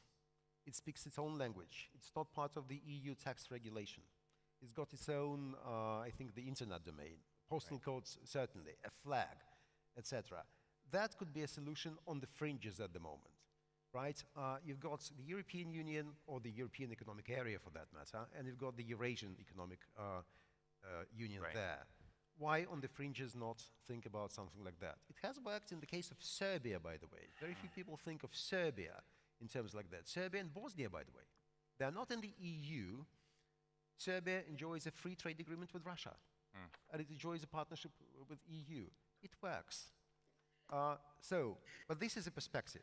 Conflict preventing at this stage. So it's sort of the Switzerland answer. And maybe a solution there. But I haven't. Sort of Switzerland. I haven't started speaking about oranges. I'll reserve this. We'll come back. Zaki, I want to read something that you said. I never hold people to what they said, but it's something I like and be interesting because I want to get to something that Matt Kronig talked about before, which is about strategic trust between democracies versus autocracies. And of course, we just went through this interesting relationship challenge with the French on the AUKUS deal. I'll just put that out there. Biggest breach of strategic trust, according to Macron, in the entire French-American relationship. But you write, originally the idea of building a European power was not in the cards. The real geopolitical actors were either individual nation states or their protector, the United States. Why has this changed, you ask? Because the world has changed. Trump has simply revealed to Europe the truth that the US cannot commit itself forever if Europe doesn't tend more to its own needs, which I found to be the kind of realism that I'm attracted to, the realistic assessment. But I want to ask you this question as we think about the building blocks and what EU wants to be in the world, how it looks at Russia, how it looks at the United States. What I'm hearing from you is status quo doesn't work. So what is the future? Absolutely. Well, first of all, I would like to thank our DEPC and our Emirati friends for inviting me here. I was here 2 months ago for the World Policy Conference, which dealt with similar issues. And in order to answer your question, I think that we need to clarify towards our Emirati friends a certain number of questions, because we cannot just talk about Europe like this. We need at least to explain what Europe is, okay? And Europe is not a nation state. Europe is not a super state. Europe is a federation of nation states who decided to share their sovereignty in a certain number of issues which are significantly important and which are historically related to the creation of an internal market. And why this point is absolutely crucial today? Because when the EU was created, it was not created in order to create a power in a sense of a power conducting power politics. I want to stress, because unfortunately it's not very well understood, even in Europe, that the European project was built historically against power politics. Against power politics. Why? Because it was a project aiming at putting Europeans together who spent centuries fighting each other. How's that going? And we wanted to put an end to this, and we do it admirably. It was an absolute success. So we achieved that goal, but the European project was not aiming at building a kind of superpower, okay? It's only the French who had this in mind, but not the Europeans. Now, what is interesting is that today, as you said, we cannot afford keeping in such a situation. And in a way or another, Europe has to embrace power politics. That's the fundamental change. So why Europe has to embrace power politics? For many reasons. The first is that our weight is shrinking as an economic power in relative terms. I don't believe in this idea of European decline. I mean, we have an enormous amount of strengths. We are a huge commercial power. We have a lot of technologies, so we have an enormous amount of assets. Still, our power is becoming less important. We represented 30 years ago more than 20% of the world GDP. In 20 years, we represent 11%, the equivalent of India. So our weight is becoming much more relative. The second thing is that after the Cold War, the Europeans made a huge mistake, and the mistake consisted in thinking that because of economic interdependence, conflicts will decline, right, and military power is not going to be terribly useful, and the Kantian project, which is the European vision, is now replaced by what we call a Hobbesian project of countries and interests in which interdependence is weaponized. And the big lesson for Europe in the last years is to discover that interdependence is also creating sources of weakness, because interdependence is weaponized by our other partners who are partners, competitors, or adversaries. Right. And the second point related to that is that we deeply believed in multilateralism, which is a great thing, and I do believe that multilateralism is great. But what we realize today, every day, is that we are in a world in which transactional actions are taking place. Multilateralism is replaced by transactions among nations, which means that the traditional border between friends and foes is blurred. We have countries who are partners, at the same time competitors, and rivals. That's what we said to the Chinese. And with the Russians, we have presented a kind of trilogy, which Mr. Lavrov hates, but which I think is extremely clear, and he hates it because he understood the meaning of it. We said to the Russians, we are going to push you back, we are going to contain you in such a number of areas, and I will be able to come into detail, but at the same time, we are totally ready to engage Russia, because on many issues, we absolutely need to engage Russia. I mean, we are in the Middle East, so the engaging Russia on the JCPOA is absolutely crucial because basically we share the same views. On the Palestinian issue, we have common views. So there are issues on which we can work, but obviously we have a huge number of divergences, and we see every day the way Russia is weaponizing its power and its interdependence against Europe. Well, thank you, Zaki. Let me open this up in a way and give a free flow to folks to jump in, but I want to jump to Andrei Kortunov and Andrei, ask you that within this, so I'm going to throw a couple of dynamics in here that intrigue me in no particular order.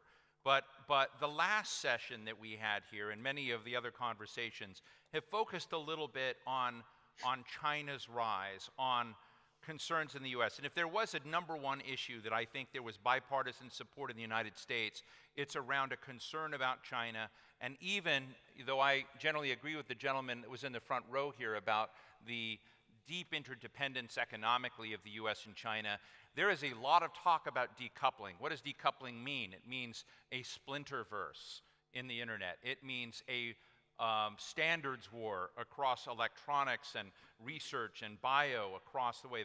The consequences would be staggering in view. Cliff Kupchin is someone who believes that we're on the way to that form, that potential for decoupling, I think, but I'll let him speak to that. But when you think about those dynamics, and you also think about the nature, we all talked about the nature of war, whether the big wars would happen, but we've also seen the phenomena of hybrid conflict beginning to develop, weaponized immigration, you know, folks from Iraq ending up on nations' borders, disinformation warfares in the cyber world.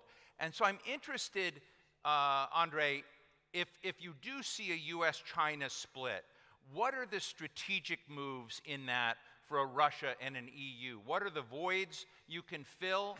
What are the consequences to you, to Russia as a player in this? Well, Steve, first of all, let me say that both Russia and the European Union should be concerned about this common bipolarity. Because as you have already mentioned, no one wants to make choices. For Russia, for instance, it would be clearly not a very pleasant choice to make if the choice is between its current cooperation with Beijing and its long-standing relationship with New Delhi. India remains a strategic partner of the Russian Federation. India remains important. I think that it will be more important in the future than it is today. So I think that no one in Moscow would like to sacrifice this relationship with India for the sake of closer partnership with China. Likewise, Russia is now actively pursuing new opportunities in Southeast Asia and is also trying to preserve some of its long-term partnerships in the region, specifically with Vietnam. The Soviet Union supported Vietnam during the war with the United States, and the attitude towards Russia in Vietnam are still quite positive. Definitely, it would be detrimental to Russia's interests to sacrifice this relationship in order to consolidate its alliance with the People's Republic of China. So this is one thing which is important. Another thing is, and I think it's important for Russia and for the European Union as well, who is going to define the rules of engagement in the world to come? Who is going to write the scripts for the new world order? I think that both Russia and the European Union want to be not only deal takers, but also deal makers. Right. I don't think that in Moscow, Putin is ready to say that I will simply observe how President Biden and Chairman Xi are going to set the rules for the world, which I will have to live in. So here I think there are certain opportunities for Russia and for Europe to work, if not on a joint agenda, at least on some parallel tracks to make sure that no one has monopoly over rules of the game for the world to come. Thank you. All of my guests up here have given me two fingers, and I've got Cliff up here too, but I'm going to jump to Zaki and Paolo. But Zaki, you know, as you answer this, I'd love you to kind of also help me understand as you sort of look at this different. I'm going to kind of cheat and give one of the cliff note items I got from Paolo, is he said that the thing that's holding Europe together with challenges vis-a-vis Russia and whatnot is a pragmatic pessimism. And I love the concept of pragmatic pessimism. But where are you on Europe's choices given all of these new potentially destabilizing factors? Well, first of all, when it comes to Russia, things are quite simple. Russia wants to recover its status of a big power. And this is perfectly acceptable because Russia has a history. Russia has a strong tradition, diplomatic and military tradition. So we need to respect the desire of the Russians to recover, as we need to accept the rise of China. I mean, the Europeans are not on the line that we need to block the rise of China. What we want, and that's what we say to the Chinese, okay for your rise. We're no reason to oppose it, and after all, we cannot oppose it. But you need to play by the rules in terms, for example, of reciprocity. And we've coined an expression concerning our Chinese... Can I interrupt you for a minute? Yeah. I often hear this term, need to play by the rules. Yeah. I hear it all the time. Yeah. My question is, if there's no accountability in that process, if there's no consequence, I mean, right now today, it looks like it's a better deal to win by not playing by the rules in the world than playing by the rules. Okay, right? So, yeah, you're right. But first of all, there was a long period during which the Chinese have played by the rule after entering the WTO.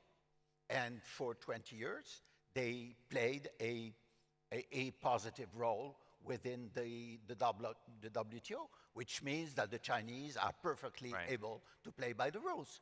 So now, how do we answer to the lack of reciprocity? Let me just give you an example.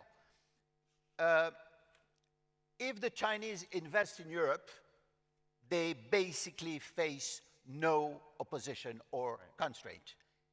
If we invest in China, we are facing an increasing number of obstacles. So we want a level playing field. So how are we going to react to that? It's very simple. We are now creating an instrument, first of all, of controlling investments who get support from the state, because we are in an incredible situation in which we trace European firms who benefit from their national subsidies and not tracing foreigners who receive national subsidy. So we're going to stop them.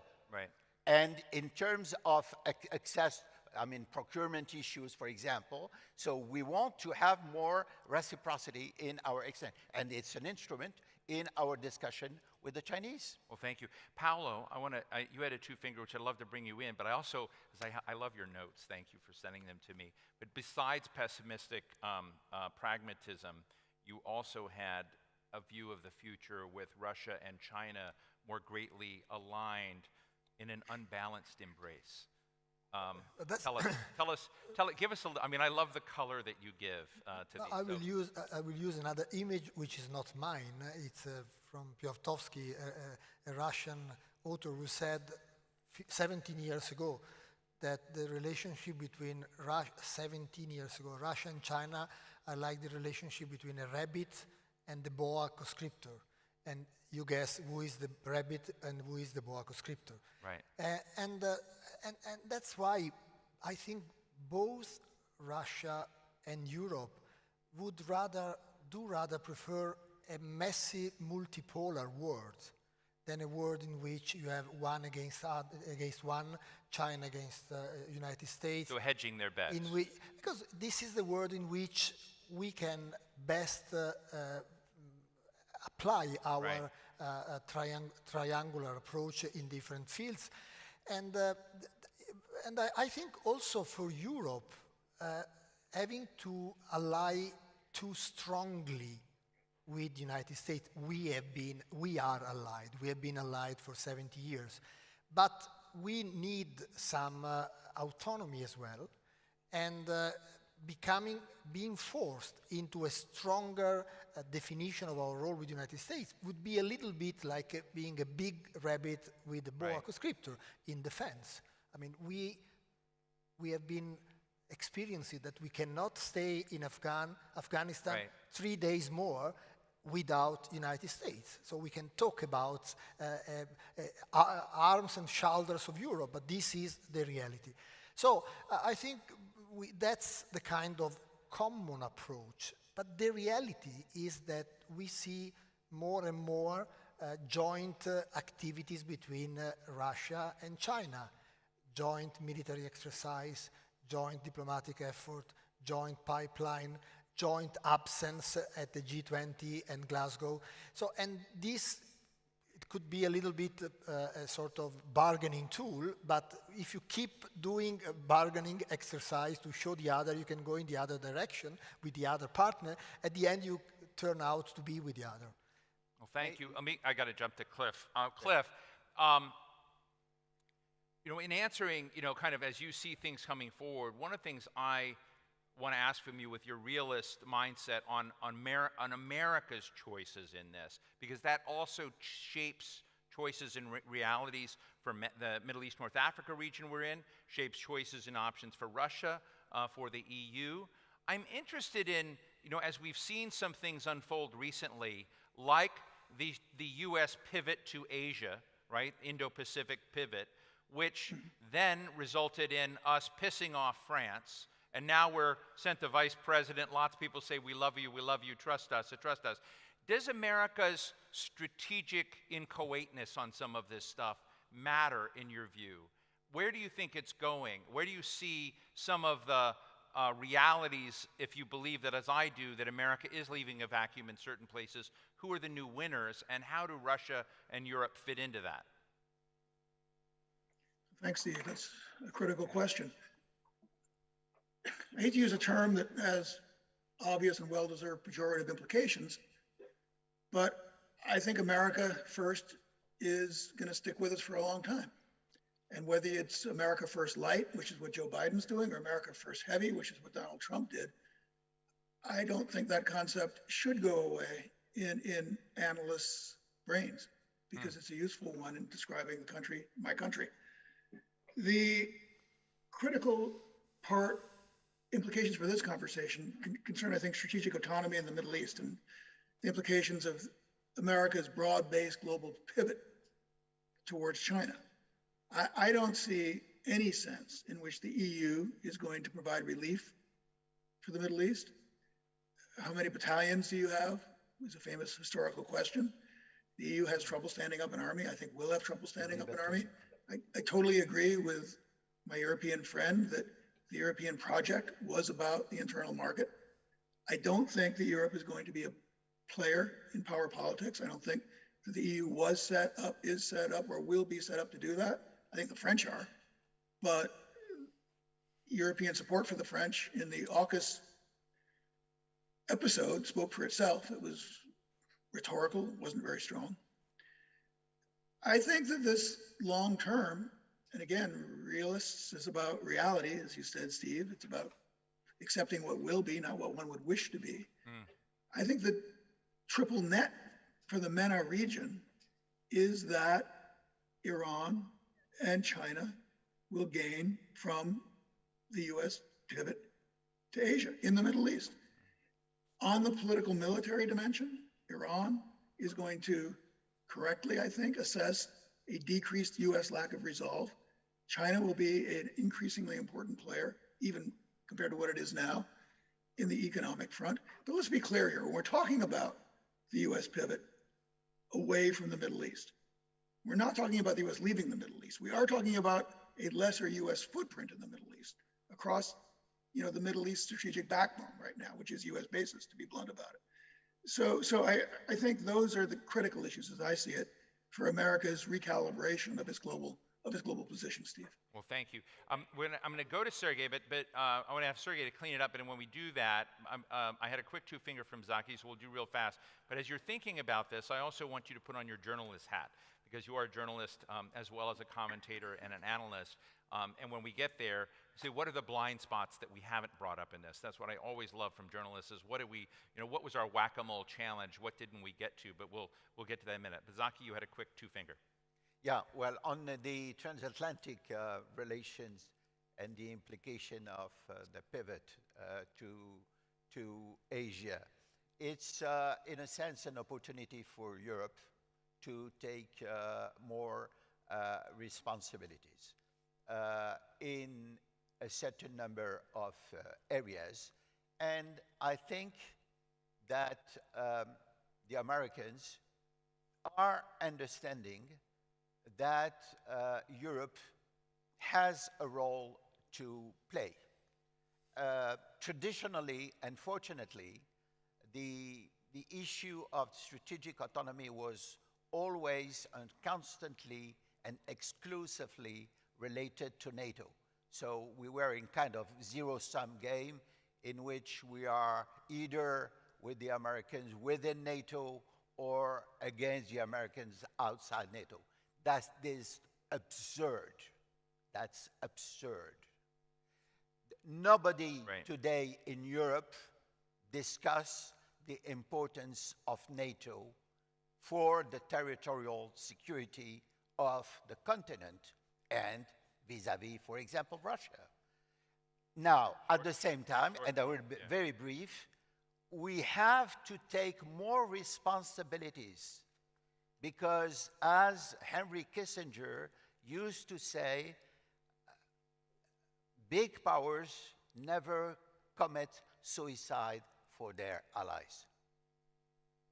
So we need to take more responsibility, and we are going to take those responsibilities. For example, get real short form. Okay, time. Okay, I will come to that later. So, and we'll have to come back after dinner drinks with Zaki. I want to ask, are the goals and objectives in EU, did they get nimbler and easier to achieve with the British out, or was that a net cost? But that's an entirely different conference. But it would be fun over in the Havana Lounge or something. It's up to the Brits. Sergey, as we talk about this again, and I don't want to, I don't like just saying, okay, you and Andre are Russians, so talk about Russia.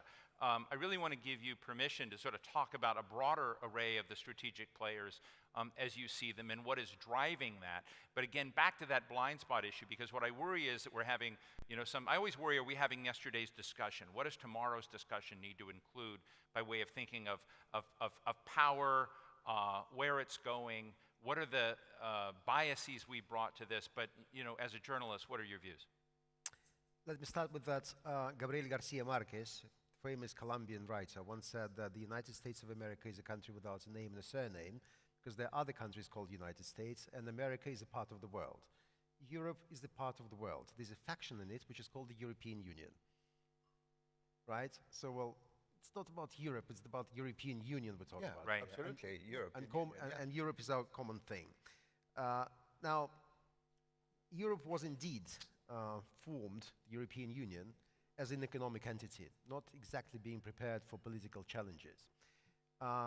2014 being the key year for all of us, when the European Union, namely Poland, Germany, and France, orchestrated an arrangement in Ukraine, which they never carried out.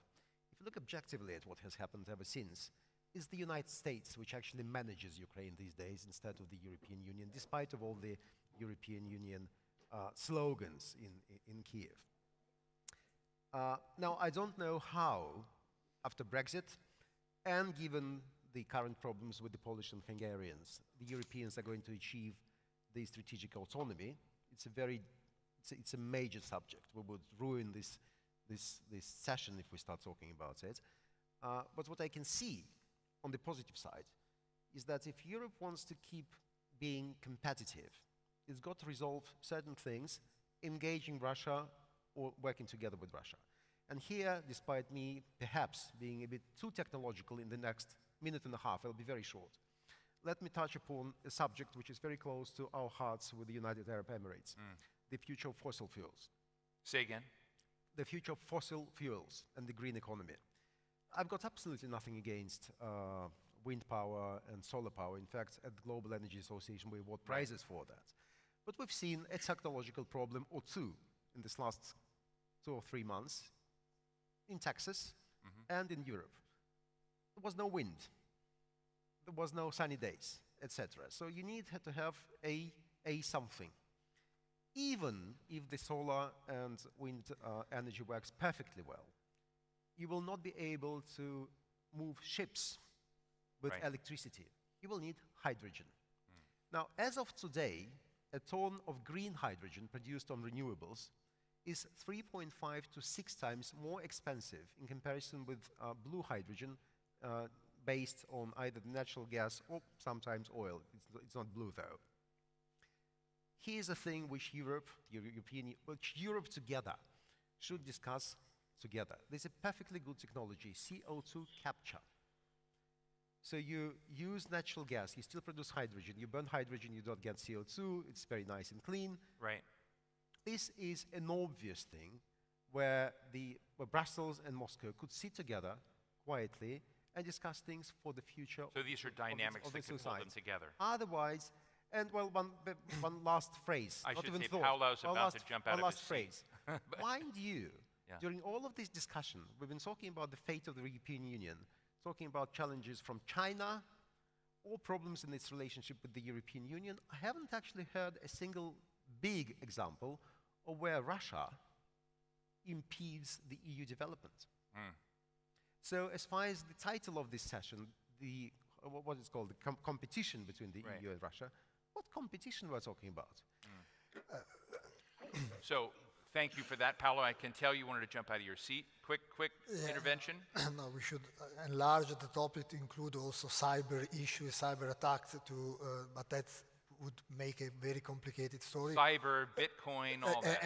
Whatever. But let 2 short comments. First, I agree with... But those were independent, non-state That's why we would open a Pandora box, and the session number 1 this morning was enough. Useful. No, but just short form, because I want to get to the question. Wait, let me say something. What Sergei said, I agree with what Sergei said. There are areas in which we could cooperate. This is not new, though, because 15 years ago we were saying we have problem, but we should cooperate on modernization. You remember when Russia was Medvedev and so on, wanted modernization, and we said Europe is the ideal partner to do that, but we didn't go that fast, also because Russia was not that keen in modernization. And I give some anxiety to your panelists. I was going to give Andre a chance. If you want to add a quick moment, I'm going to then. Andre, were you jumping out of your seat? If I might add to the idea of the energy transition something else, I think that Russia and the European Union, maybe together with a number of other countries, should think about a continental approach to migrations, because we are just in the very beginning of a long process, and this process will affect all of us. It will affect the European Union, but it will affect Russia. It will affect countries in the vicinity. And we right now have very low level of cooperation on Eurasian migration processes. And Afghanistan hopefully will teach us a lesson that we should pay more attention to that. Thank you. And Cliff, I want to give you a chance to jump out of your seat. Well, I'm firmly in my seat, but thanks, thanks, Steve. Look, I think we have increasing fissures of some sort across the board. I would note that, in my view anyway, transatlantic relations, the US and the EU, which we have to kind of finish the story here, suffer in the tech regulations, high tech. Europe's way ahead. Climate, I think COP26 was barely successful in my own view, underwhelming. And again, I think Europe's far ahead of the United States. In Cliff Kupchin's book means it was not successful. Yeah, I mean, thank you. I find it disappointing. The world's warming and we have vague pledges. That's just great. Look, let me just end here, Steve, with one comment which I really want to get out there, which is a point on decoupling as it is going to be, not as we might wish it to be. Right. Certainly in some spheres, this will take 10 seconds, retail and consumer, other spheres, there will not be decoupling. But in high tech, which I want to stress involves digital space, which will become the metaverse, which will become the new reality over the next 30 years in which we live our lives, there will be significant decoupling. Right. And I think that's a profound split, which we all need to come to terms with. Thank you. Paolo, I think I accidentally cut you off because I couldn't hear you, but so if you wanted to add that last moment, please. No, it was a quick reaction to the internal division you mentioned Poland of Europe, Poland and Hungary and others. But if there is one area in which Europe has been united in the last 10 years, is exactly on sanction to Russia. And I know as an Italian, and I know from German friends, how tough it was to renew every 6 months, how strong was the internal opposition to that. And when we think of a divided Europe, we should not forget that in that area, you may say it's wrong, it's right, it may not be liked by our Russian friends, but this is an area in which we have been incredibly consistent, and we have to renew them every 6 months. Thank you. Zaki, I'm going to give you the last word, and then we're going to the audience. Yeah, I heard our Russian friend telling us that we need to have more... Which particular friend? Oh, in here. Moscow. Okay. More cooperation on migration. Yeah, of course, Europe is absolutely ready to cooperate with Russia on migration. But since you are in Moscow, my advice would be that Russia uses its influence, which is not limited on Mr. Lukashenko, who is obviously, and you perfectly know it, that he is weaponizing migration, bringing migrants from many regions of the Middle East, from Afghanistan, in order to come to the Polish border just to create a problem with Poland and with Europe, simply because Europe is opposed to the Lukashenko regime.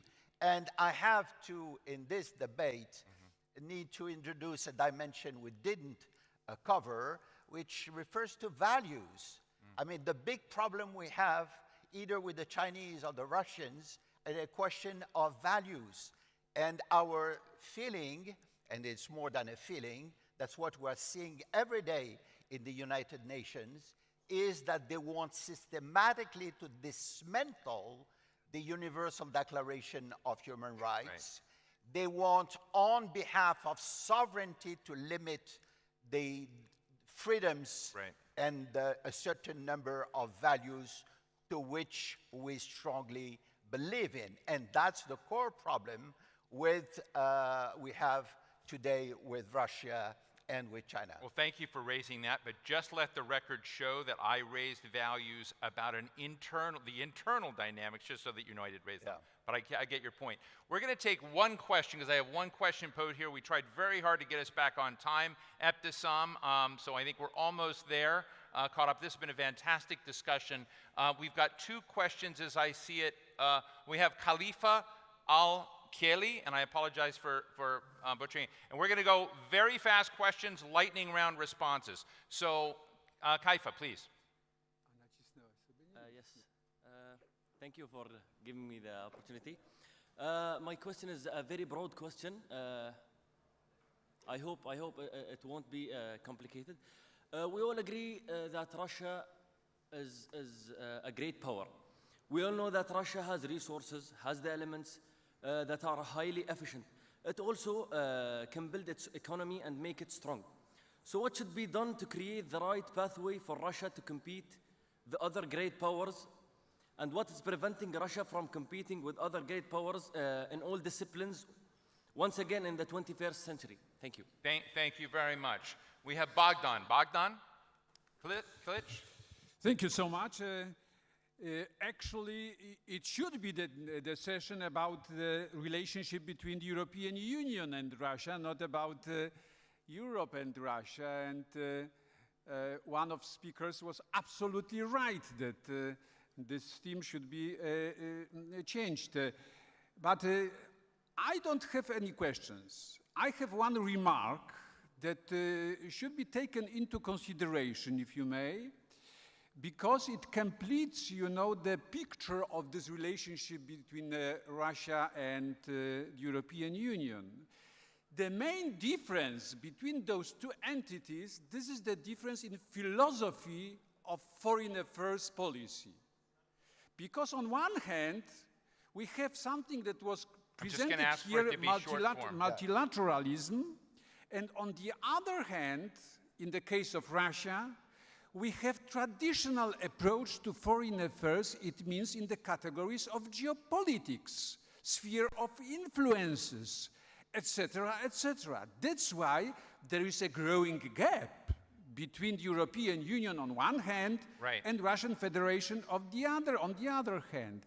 And this gap is much deeper than between China and the United States, because our foreign policies are based on completely different bases. Thank you. Thank you very much. And just to your right, the woman just to your right, if you don't mind, your mic, please. And tell us who you are. Thank you. I have one short comment and one short question. Mr. Lady mentioned about this hybrid attack on European borders. Hybrid attack organized by Mr. Lukashenko.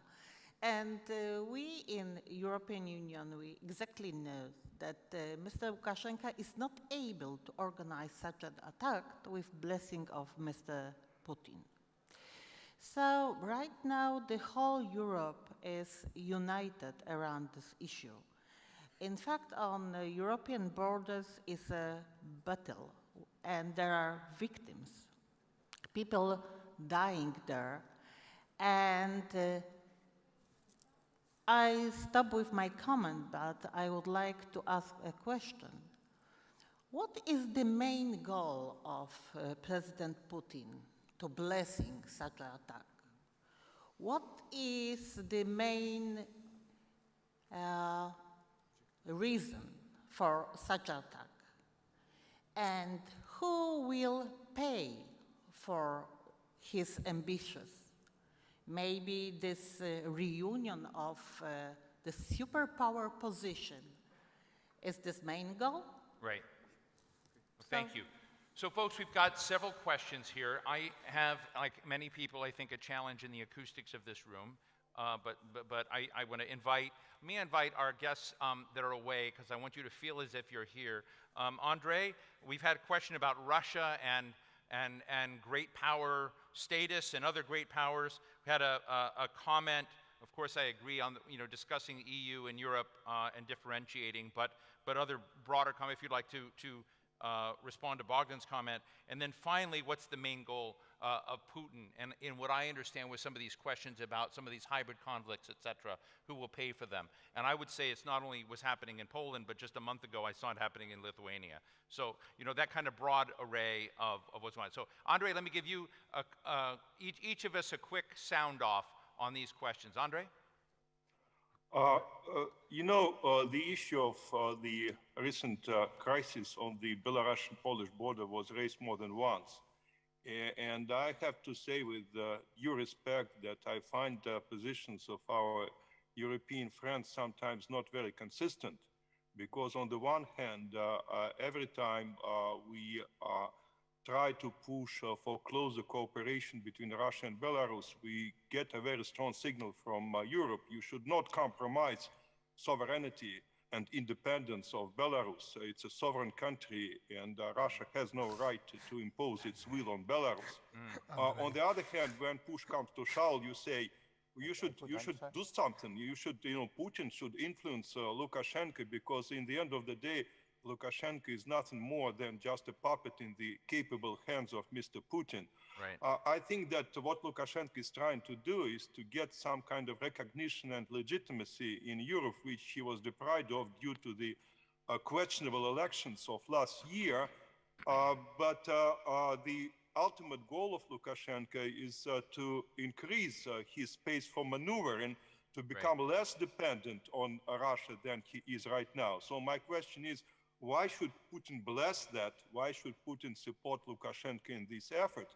I don't want to sound as a kind of defend of the Russian president, but I think that this attitude would not be too logical. Thank you. Yeah, thank you. Sergey, do you want to jump in? Well, 2,000 refugees, poor people, who are on this neutral area, whatever you call it, between Belarus and Poland, in fact, on the Belarusian side, right, should be compared, first of all, with 23,000 refugees who landed in the UK from France this year. So there are figures and figures. I know this is not exactly a very correct comparison, but we should remember about figures. I was on the air in Moscow just yesterday and shared some of my rather liberal views for many people as far as this crisis is concerned. So I'd actually ask this question and another one. As far as I'm concerned personally, I would prefer Russia's political and social life be more liberal than it is. But at the same time, well, there's nothing bad as far as differences in political systems between the West and the United Arab Emirates are concerned, and the two sides cooperate. So values are an important thing. This is a thing which is close to my heart, personally. But as far as international cooperation is concerned, we're talking about something else, I think. Right. Something else. Poland and Belarus, well, I personally, wholeheartedly hope that the crisis will be resolved.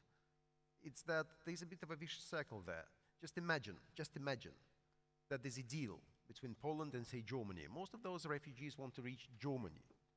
Say Merkel, as her last thing, right, talks to the Poles and says, well, open the border, I'll take them in. Right. Good, nice. Maybe a Nobel Peace Prize next year for her. But there'll be a queue of such refugees in Belarus next month. So these are very difficult issues. They are. 1,000 refugees just on Thursday last week got from France to the UK. 1,000 a day. We're talking about 2,000. Yeah, but we are talking of people invited to go to Belarus. It's not moving around. No, that's what I mentioned on the No, but that's the crucial Yeah, difference, yeah, because of course we received this year, Italy alone, 63,000 refugees. So what about 2,000 is nothing. But figures on this is not the issue. I agree. The issue is that when a country push refugees to go there, to use them as a weapon, that's what we're talking about. Zaki? Yeah, there was a question on Russia, why Russia is not diversifying its economy and so on. I mean, Russia is a rentier state, So fundamentally, the nature of the system prevents Russia from becoming something else. So it's a rentier state, and that's the reason why that economically speaking, I mean, Russia is weak. I mean, its GDP is the equivalent of the Spanish GDP, okay? But of course, they have enormous assets, political, technological, military, and they are obviously playing with this. Now, concerning Belarus, I mean, let's be serious. Lukashenko himself has tried to distantiate himself from the Russian because he was afraid of a kind of takeover. And for example, as you know, he refused to endorse the occupation of Crimea. He recently changed his mind. So the European never said to Lukashenko, you know, to distantiate from Russia. That was his choice. The problem arose when elections took place and this guy doesn't want to leave power. And the Russians have said that Belarus, that Ukraine is part of a kind of sphere of influence in which they don't want to see the emergence of democratic powers. That's the only reason why the Russians are in this, and the Belarus in this situation. So Europe has unfortunately nothing to do with that. Thank you, Zaki. I'm going to give the last word to Cliff Kupchin. Cliff? Thank you, Steve. Look, I don't know what Russia's doing in Belarus. If anything, I don't think any of us do.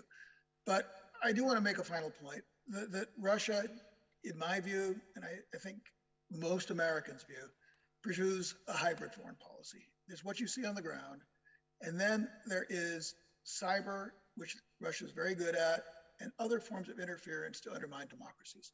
Whether it was with Macron, allegedly, probably in 2017, the Ghostwriter campaign, which surfaced in the German election. I think to round out and to give a full picture of what's going on here, that needs to be added. Thank you, Steve. Well, listen, I think we all give a big round of applause to Andrei Kortunov, Director General of the Russian International Affairs Council, Cliff Kupchan, Chairman of the Eurasia Group. Thank you for joining us from far, far away. Paolo Magri, Executive Vice President of the International Institute for International Political Studies, Zaki Laidi, Senior Advisor to the High Representative and Vice President of the European Commission, and Sergei Brilov, President of the Global Energy Association and Deputy General Director of TV channel Rossiya 1. Thank you all very much. A very rich discussion. Thank you. Thank you all. Thank you. Thank you, Steve.